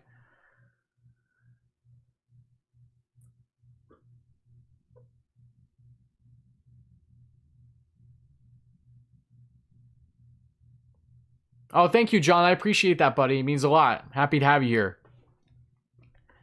I'm worried about Cleveland or whatever they're going to be called. Anyway, I think they're in a rough spot. ZMF, what do you mean by Cleveland in a rough spot? I mean, Cleveland is in a rough spot. And here's one thing I just want to add, guys, that isn't fully Met-centric, because I think it just needs to get out there. It's the normal baseball fan is aware of this, but there is a huge problem in the MLB with having a no salary cap. Having this luxury tax and really basing things off a market consistently allows teams that are in smaller market cities to not have the money, let alone get the type of potential that a big market would. Look at the Oakland A's. The Oakland A's are the analytical gurus of the MLB. Billy Beane for the longest time helped build that team. Year in and year out, the A's perform and make playoffs, but they can't do jack in playoffs because they simply don't have those X-factor players that step up for big market clubs. Look at the Minnesota Twins, same scenario. Then you look at the Tampa Bay Rays. The Rays made it to the World Series, but in a shortened season, and still lost to a team with the highest payroll in baseball. So that's my biggest gripe when it comes to the MLB, how it's currently formed. Because why are you going to have it this way? And constantly for these teams that are more expanded teams that haven't been in the league as long, for the most part, that are in smaller markets, never gain the same opportunity in a season, even when they're having great analytical success, balling on a budget. The Rays had one of the lowest budgets in the MLB last year, and they went all the way to the World Series, but they still lost to a team with the biggest payroll in the LA Dodgers. It's just frustrating. I just hate the fact that there isn't more, that things aren't as even, level-headed. There isn't as good of a playing field in the MLB. I want to see more diversity with things. Okay. People said we are really close to spring right. We are, Snipes. We really are. You think all the guys on the screen will go to the Mets? No, I do not think all the guys on the screen will go to the Mets. But all these guys on the screen have one thing in common. They have all been sought after, reportedly for the most part, by the Mets. To varying degrees. So we're going to find out which ones of them, out of all of them, actually land with the Mets. But all these guys have had a connection. You have any DeGrom rookie cards, Rory? No, I do not, Brian. I do not have any DeGrom rookie cards. I have not collected a lot of baseball cards in my life. I actually used to be huge with football cards when I was younger, but I don't really dabble in that anymore. I don't know about that one. Dom Smith was second in MLB for doubles. No, I agree, but in the shortened season, remember that, Gregory. I'm saying Alonso in his rookie year was a doubles machine just as much as he was homers. So if he's not hitting homers, he's hitting doubles. The shortened season was a different story, but again, that was a different story. DeGrom got robbed of Cy Young. I know, yeah, I would have loved to see him get the 3-peat, but it is what it is at the end of the day. All to him to go for a Cy Young again in 2021, and I'll be just as happy. Give me Springer, Bauer, and Hendricks, and we're all good. I like your thinking, Mario. You know, you're clean cut to the point. This is what's gonna happen. Let's do it. I'm all for it. Okay, give me LA failed since 2013. This was finally their year. I know, they were literally the Buffalo Bills of the MLB. Like, seriously, how many times are you going to go to the championship without winning? It was their year, I agree. If it was any year for the Dodgers to win the World Series, it was the shortened 2020 season. All we need are Springer and Bauer. No need to trade anyone with the guys available through free agency. And look, that's a fair argument to be had. I personally, I think that there are definitely smart routes to do in the trade market still. But again, if you're trying to conserve everything, that's perfectly fine too. Oh, that's nice about the Jeffries rookie card. If I had to choose to three, I would go with Springer, DJ, and Tomoyuki. I like that. I like that, Snipes. I think those are great picks, to be perfectly honest with you. I would agree. I know this is crazy talk, but would you trade DeGrom for a package like the Rays got for Snell? No, Noah. No, I would not. Because the Mets do not need to ever, at least during the regime of Steve Cohen, have to do a deal to the caliber of what the Rays did. The Rays had to get rid of Sell for the most part because they knew how costly he was. They just can't. Every time the Rays develop a guy, which is every single year, that becomes a stud, they use them out until their big payday is about to happen or close to within a 1 or 2 year span, and that's when they trade them. So no, I do not. I don't think that would happen. No. You know, Gregory, again, I think there's two sides of the coin on that one. I think, yes, pitchers have figured him out also, but I also think that Pete just had a slight down year in the 2020 short season. And I don't think that we should be putting too much stock in a guy that is simply just 1 year removed from leading the MLB in home runs in a normal 162-game season. So give him another full season, and then I think there's a better argument to be had as to, you know, balancing out the two players, if you will.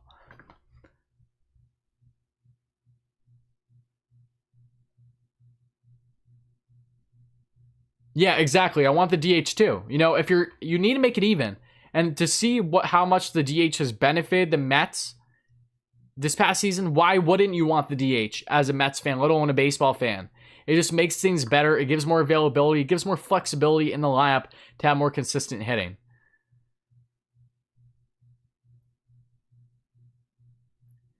All right, guys. So here's what I'm thinking. Here's what I want to know your guys' thoughts in the comments.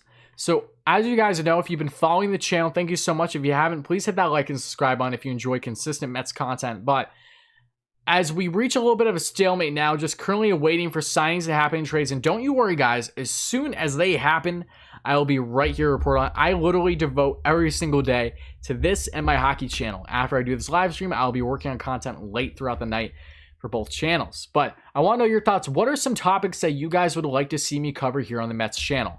Are there things in particular that you have not seen me cover that you would like to see me talk about, whether it's specific players that would make sense for the Mets or have shown interest, or say other things, you know, whether it's predictions, whatever? Please let me know in the comments what type of topics you would like to see. And again, if you guys ended up enjoying this kind of Mets content and want to see more great Mets content like this going forward, please make sure to smash that like and subscribe button as always. But let me know in the comments what content you would like to see me come up with over the next week or two.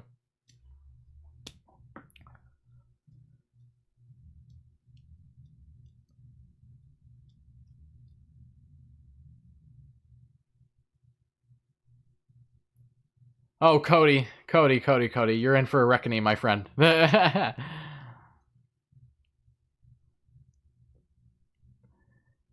Is Springer signing with the Mets, Pedro? I think it's fairly inevitable that he signs with the Mets.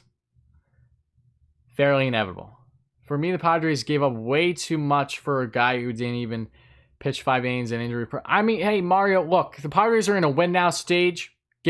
Look, they've been mediocre for so long. It's about time that they get a left-handed pitcher who, in the playoffs especially, is absolute dynamite. So, for my personal opinion, I'm not against that deal. I think it works well for both sides. For a guy that still has club control on his contract.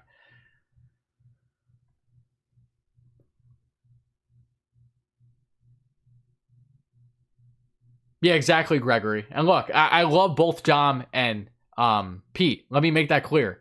I don't really favor one or the other. I truly love them both equally. So, all I hope is that they both thrive.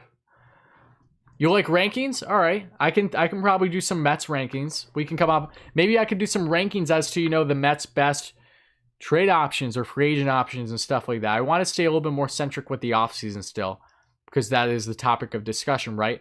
When do you think the Mets make a trade for Harvey Baez? I mean, Nelson. That's a great idea too. I like, Harvey Baez. Nelson, thank you for hitting my head. It seems like the Chicago Cubs basically have anyone and everyone up as a trade possibility, so don't be surprised to see me talk about Harvey Baez and Kris Bryant fairly soon. Possibly in either a video together because they're the Cubs, or separately. I think Harvey Baez is a possibility, but it's more far-fetched right now, just because we haven't seen any reported interest. But with the route that the Cubs are going down, a lot of these big names are going to probably be gone fairly soon. Anyone that don't think the Padres will be effective with that roster are delusional.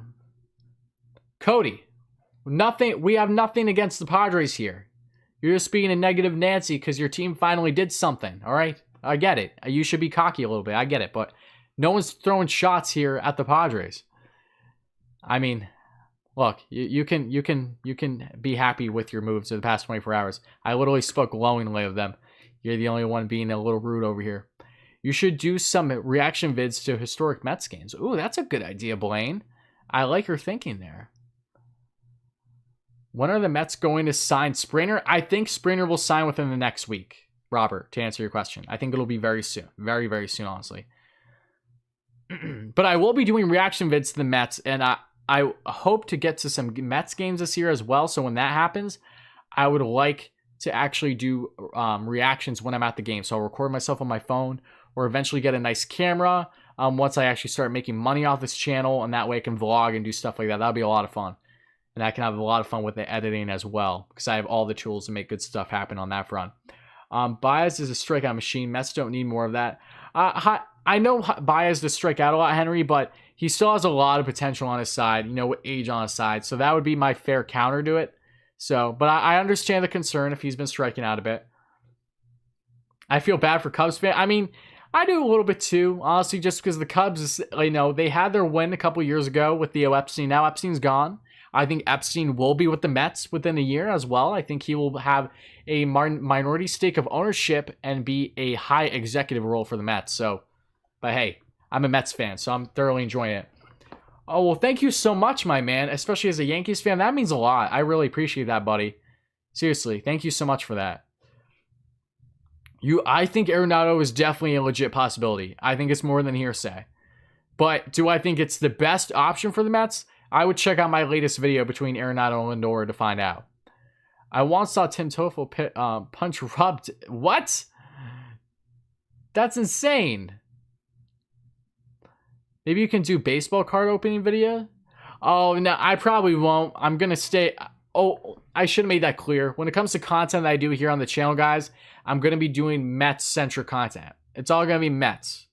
Meet the Mets. It's all Mets. All Mets. Nothing more, nothing less, right? So just try to collaborate with Giraffe Neck. I would I would be completely down to collaborate with Giraffe Neck. I'll reach out to him sometime. I highly doubt that he would give much acknowledgement to me, especially being such a small channel. But hey, maybe he would be interested. If Giraffe Neck would ever find the time to want to do something with me, then I think that's a plus, because he's definitely one of the guys out here in the YouTube community that I look up to and want to make this my full-time thing. He does an amazing job, and I want to be right down that route like he's been. He interacts with players, he interviews players, he has it all. And he's young too, so I love that. What stadium do you want to go to on a vacation? Ooh, what stadium? That's a good question. I definitely want to go to Dodger Stadium. It looks beautiful there. I want to see a lot of...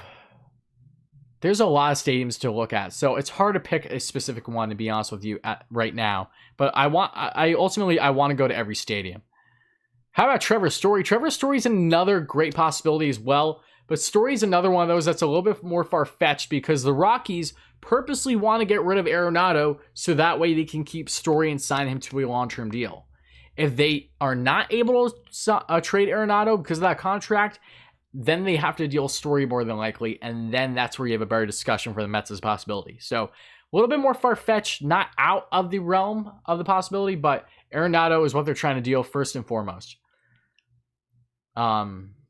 What about Trevor Bauer, Nelson? I touched on him plenty. You can check out previous videos on the channel if you haven't regarding him, but I think the Mets have a very strong chance for Bauer just as much as anyone else. I think it really comes down to them, and the Angels and the Padres, I think, are the top three to land Trevor Bauer soon. Do you think Theo Epstein eventually joins the Mets? No, yes, I absolutely do. I think Theo Epstein is a lock to have a minority stake and a high executive role for the New York Mets within the next year. Look at Jared Porter and Zach Scott. These guys were both originally under the reins with Theo Epstein as interns with the Boston Red Sox. They all won 3 World Series together, working their way up with the Red Sox. And then when Epstein left to the Cubs, Jared Porter went right behind him. They have a great relationship, and Zach Scott had a great relationship with him as well, even though he stayed with the Red Sox when Theo Epstein left for the Cubs. So, I love Theo Epstein. I think Theo Epstein is bound to be in the Mets organization over the next year. Absolutely. Assuming that's either Bauer or Springer opposed to both, I would personally, it's tough. I would personally prefer Springer just because of the value, and he can fill a bigger need for the Mets right now when it comes to that center field. But Bauer's not far off either. I think I would just go Springer because he's far and away the best center field option for the Mets in free agency versus the Mets have some strong options in free agency still with the rotation, talking about numerous pitchers still if they can't land Bauer. But I would love both of them more than anything else. Assuming that... Oh, okay. All right, guys. But yeah. Oh, wait. I don't want Baez. Strikes out too much and had to... And look, Richard, that's perfectly fine if you don't want Baez. I perfectly get it. Yeah, no. Personally, I love... I don't know. I'm just one of those that love guys that have great personalities. And the fact that he's young... just thinking about Baez and Lindor possibly... It wouldn't happen, but just thinking about them in the same team would just be, music to my ears, personally. But I understand the obvious concerns that Brein with his game. It's actually kind of funny, too, because in college, 2 semesters ago, I had a class with a kid who was cousins with Javi Baez, which was pretty cool.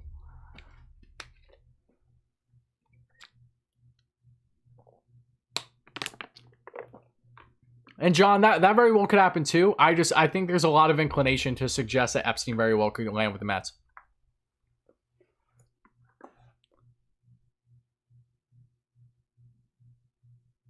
Ralph, you clearly don't understand just how smart and a genius Theo Epstein is. Theo Epstein literally built championship organizations for both the Red Sox and the Cubs, ending droughts, significant ones.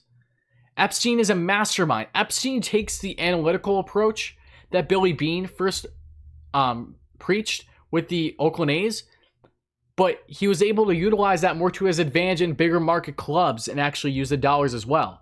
Theo Epstein is not just an average guy going out there with money to spend. He's a genius. He's an absolute genius. And the guy isn't even 50 years old. Like Jared Porter and Zach Scott, he's a genius. So, no, I view Theo Epstein quite high, personally. I think there's a lot of good reasons to be hyped up about Theo Epstein. And as always, guys, if you are here and new to the channel, make sure to hit that like and subscribe button. As always, guys, it would really mean a lot. What are the chances the Mets get DJ LeMahieu and Jack Odorizzi? I think they're fairly strong. I think Odorizzi is a lot more of a likely chance than DJ LeMahieu, just because of DJ, there's a lot of belief that he still won't leave the Yankees. But still, I think that Odorizzi is a bigger chance between the two as of now.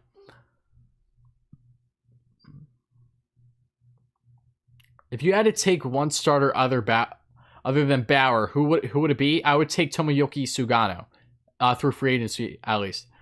Yeah, Seager's staying in LA. Yeah, Seager ain't going anywhere. Seager literally became a top 5 player in baseball this past season. Like, he's really bounced back. I like Epstein, but taking a stake in the team is weird. I don't really think it's that weird. I think it's just something that he, like, it's kind of the next thing up for him because of what he's already done at every other level. You know? I don't think it's that weird. It would be a minority. It would literally be no different than Steve Cohen when he's been a minority owner for the Mets the past decade. You know? It's just a minority stake. It doesn't really change a whole lot. It's just something that he personally wants.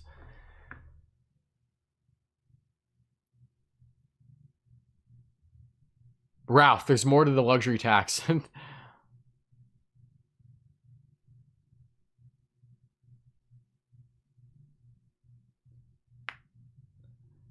What do you know about Sugano? Oh, well, Sugano, I did a full video on Sugano close to a month ago, so if you're interested in that, make sure to check it out.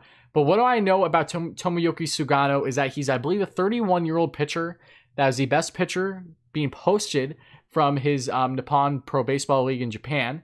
He is a 2-time Cy Young Award winner, the equivalent to Cy Young in his Pro Baseball League in Japan. Sugano is fantastic. He has a ridiculous spin rate on his pitches. He's nasty, absolutely nasty. And on a 2 or 3 year deal would be phenomenal for the Mets if you ask me. Absolutely phenomenal. He's probably the best pitcher out there behind Bauer right now. And very underrated, very underrated. He's literally a gem, and he's in the prime of his career still, and the Mets are definitely interested. So, yeah, Sugano is a stud. He's a stud. And I talked about him in a video, broke down his game, and showed highlights and stuff. So if you want to check that out, make sure you do. I can see Rosario and potentially power-heavy outfielder to the Indians for Lindor. Then he'll probably sign a long-term deal. I mean, that's a possibility. That's definitely a possibility. It's tough to see exactly what's going to happen with Lindor. We just touched on him in a video earlier today, but I think there's a solid chance that the Mets land him. Where in the rotation would you see Sugano pitching? As of right now, with the rotation without Thor in it, because he's currently out of Tommy John, you're looking at the rotation as follows. Jacob deGrom, Marcus Stroman, Tomoyoki Sugano. Sugano would be your number 3.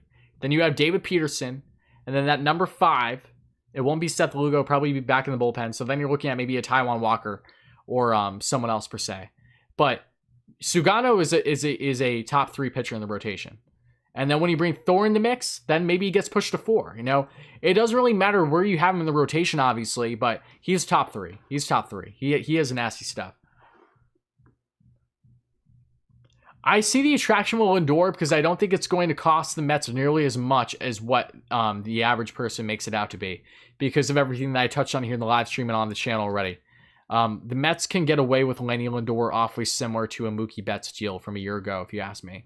And yes, he'll be costly, but he's in the prime of his career. He's only 27 years of age, and he is a franchise-altering talent. A guy that could constantly steal you 20-plus bags a season, be a gold glove in that infield in the shortstop, and be an amazing hitter for not just consistency, but power as a switch hitter. And he has an infectious personality. Mr. Smile. He's a jack of all trades. Ralph, I didn't realize that he had such this infatuation and negative light when it comes to Epstein. I apologize, but that makes one of us. Will fans be able to return to Citi Field this season? I hope they will, but this is New York at the end of the day. It's a different story with how they're approaching things versus other states. So I can't tell you. I hope that they do. It'll probably be limited capacity, making you wear masks when you're in the stands, but regardless, I think that fans will be back in the stands for the season, yes. Just not full, unfortunately. We want Springer, but I wouldn't mind having DJ and Sugano.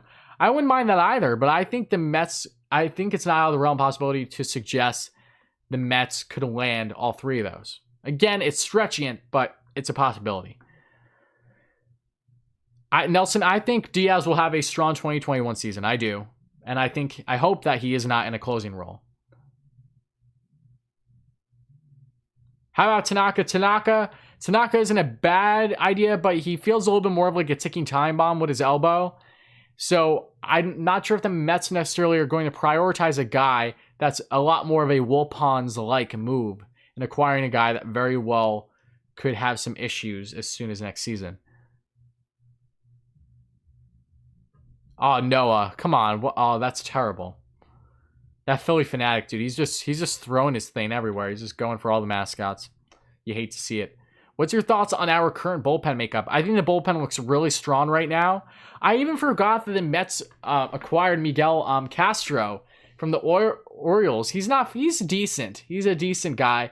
But I just thought that was funny because I saw it was his birthday yesterday or the day before. I was like, I completely forgot Brody traded for him right at the end of the deadline. But yeah, no, he's strong. No, the Mets have a solid bullpen right now. And that's not even including one of a Brad Hand or Liam Hendricks. So it's only going to get better. What team do I think will make the most sneaky moves? Good question. If I had to say what team is going to make the most sneaky moves,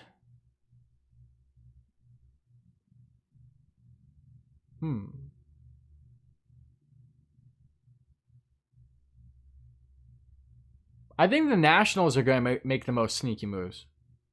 You know, they just traded for Bell, and they're still out there looking to acquire another middle-of-the-order bat. The Nats are making moves. I know that Bell is very controversial, but regardless, he was definitely an upgrade to just add in that lineup. They only got better with him there. So Springer, something like Kluber is most likely what we get. Ralph, I don't know. I think Kluber's kind of, far-fetching as well because he's a liability with his injuries. I wouldn't bank on the Mets landing Kluber. It's a possibility, but I wouldn't bank on it right now.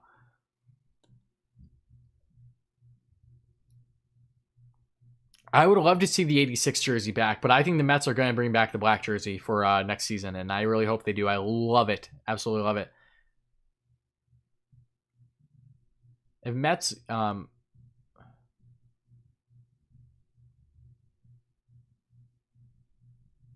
bullpen is only good if they stay healthy and 3 or 4 of them have better years.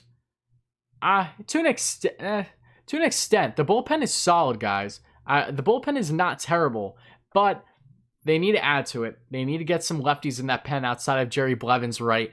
They need to get a guy like Brad Hand probably to help solidify the lefty spot. Justin Wilson back would make sense. I would like to see the Mets bring back Justin Wilson. I was a little upset to see them not originally tender him, but at the same time, there could be reasoning behind that. Yeah, I know Walker is a little injury prone, but he has been healthy for the past year or so. So hoping that continues, that Tommy John is now behind him, because that took a while for him to rebuild from. But guys, I'm going to be live streaming for another 6 minutes up until the 9 p.m. mark for Eastern time. So make sure to get your last questions in, and please make sure to smash that like and subscribe button if you are new to the channel and enjoy this kind of Mets content. And please let me know any more comments, thoughts that you have, and anything that you'd like to see me cover on the Mets channel in the coming days. But just to give you guys a sneak peek, I can promise you that the stuff you'll be seeing on the channel going forward quickly will be regarding the Chicago Cubs. So kind of an obvious one at this point.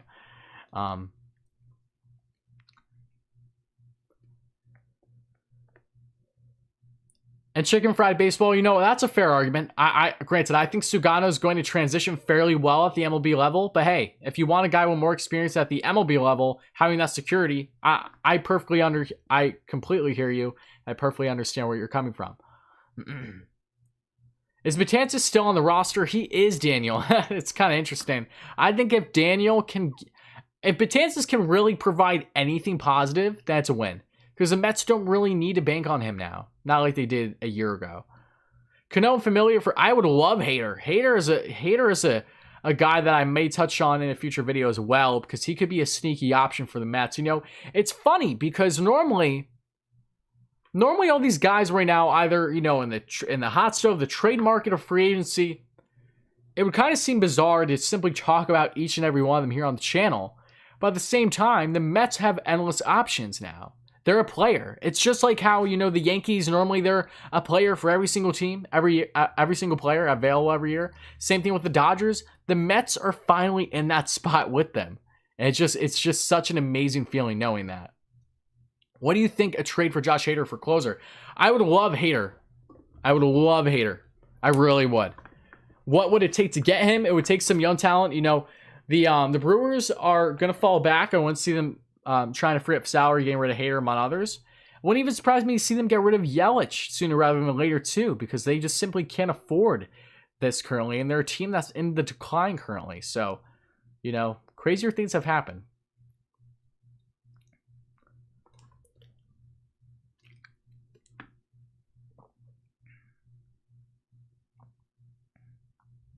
What moment in Mets history first made me a fan?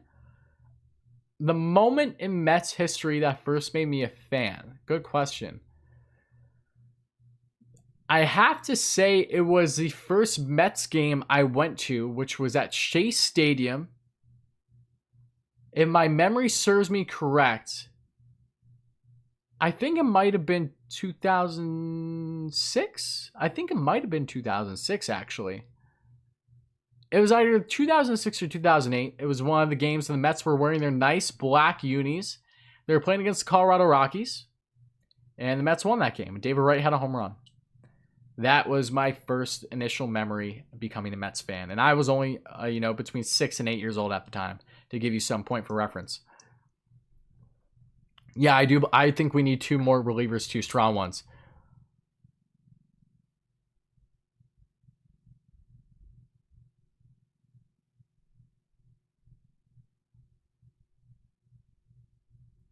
Hader over Chapman any day of the week. And between Belly and Yelich, oh, that's tough. I'd still have to go with Bellinger because of Yelich's current injuries, but they're both amazing players. You know, they really are. I love Yelich so much. I've seen Yelich back when he was on the Marlins before he even hit his peak. I saw him and Stanton and Ozuna and D. Gordon, all of them, when they were on the Marlins back in 2016, I think, against the Mets.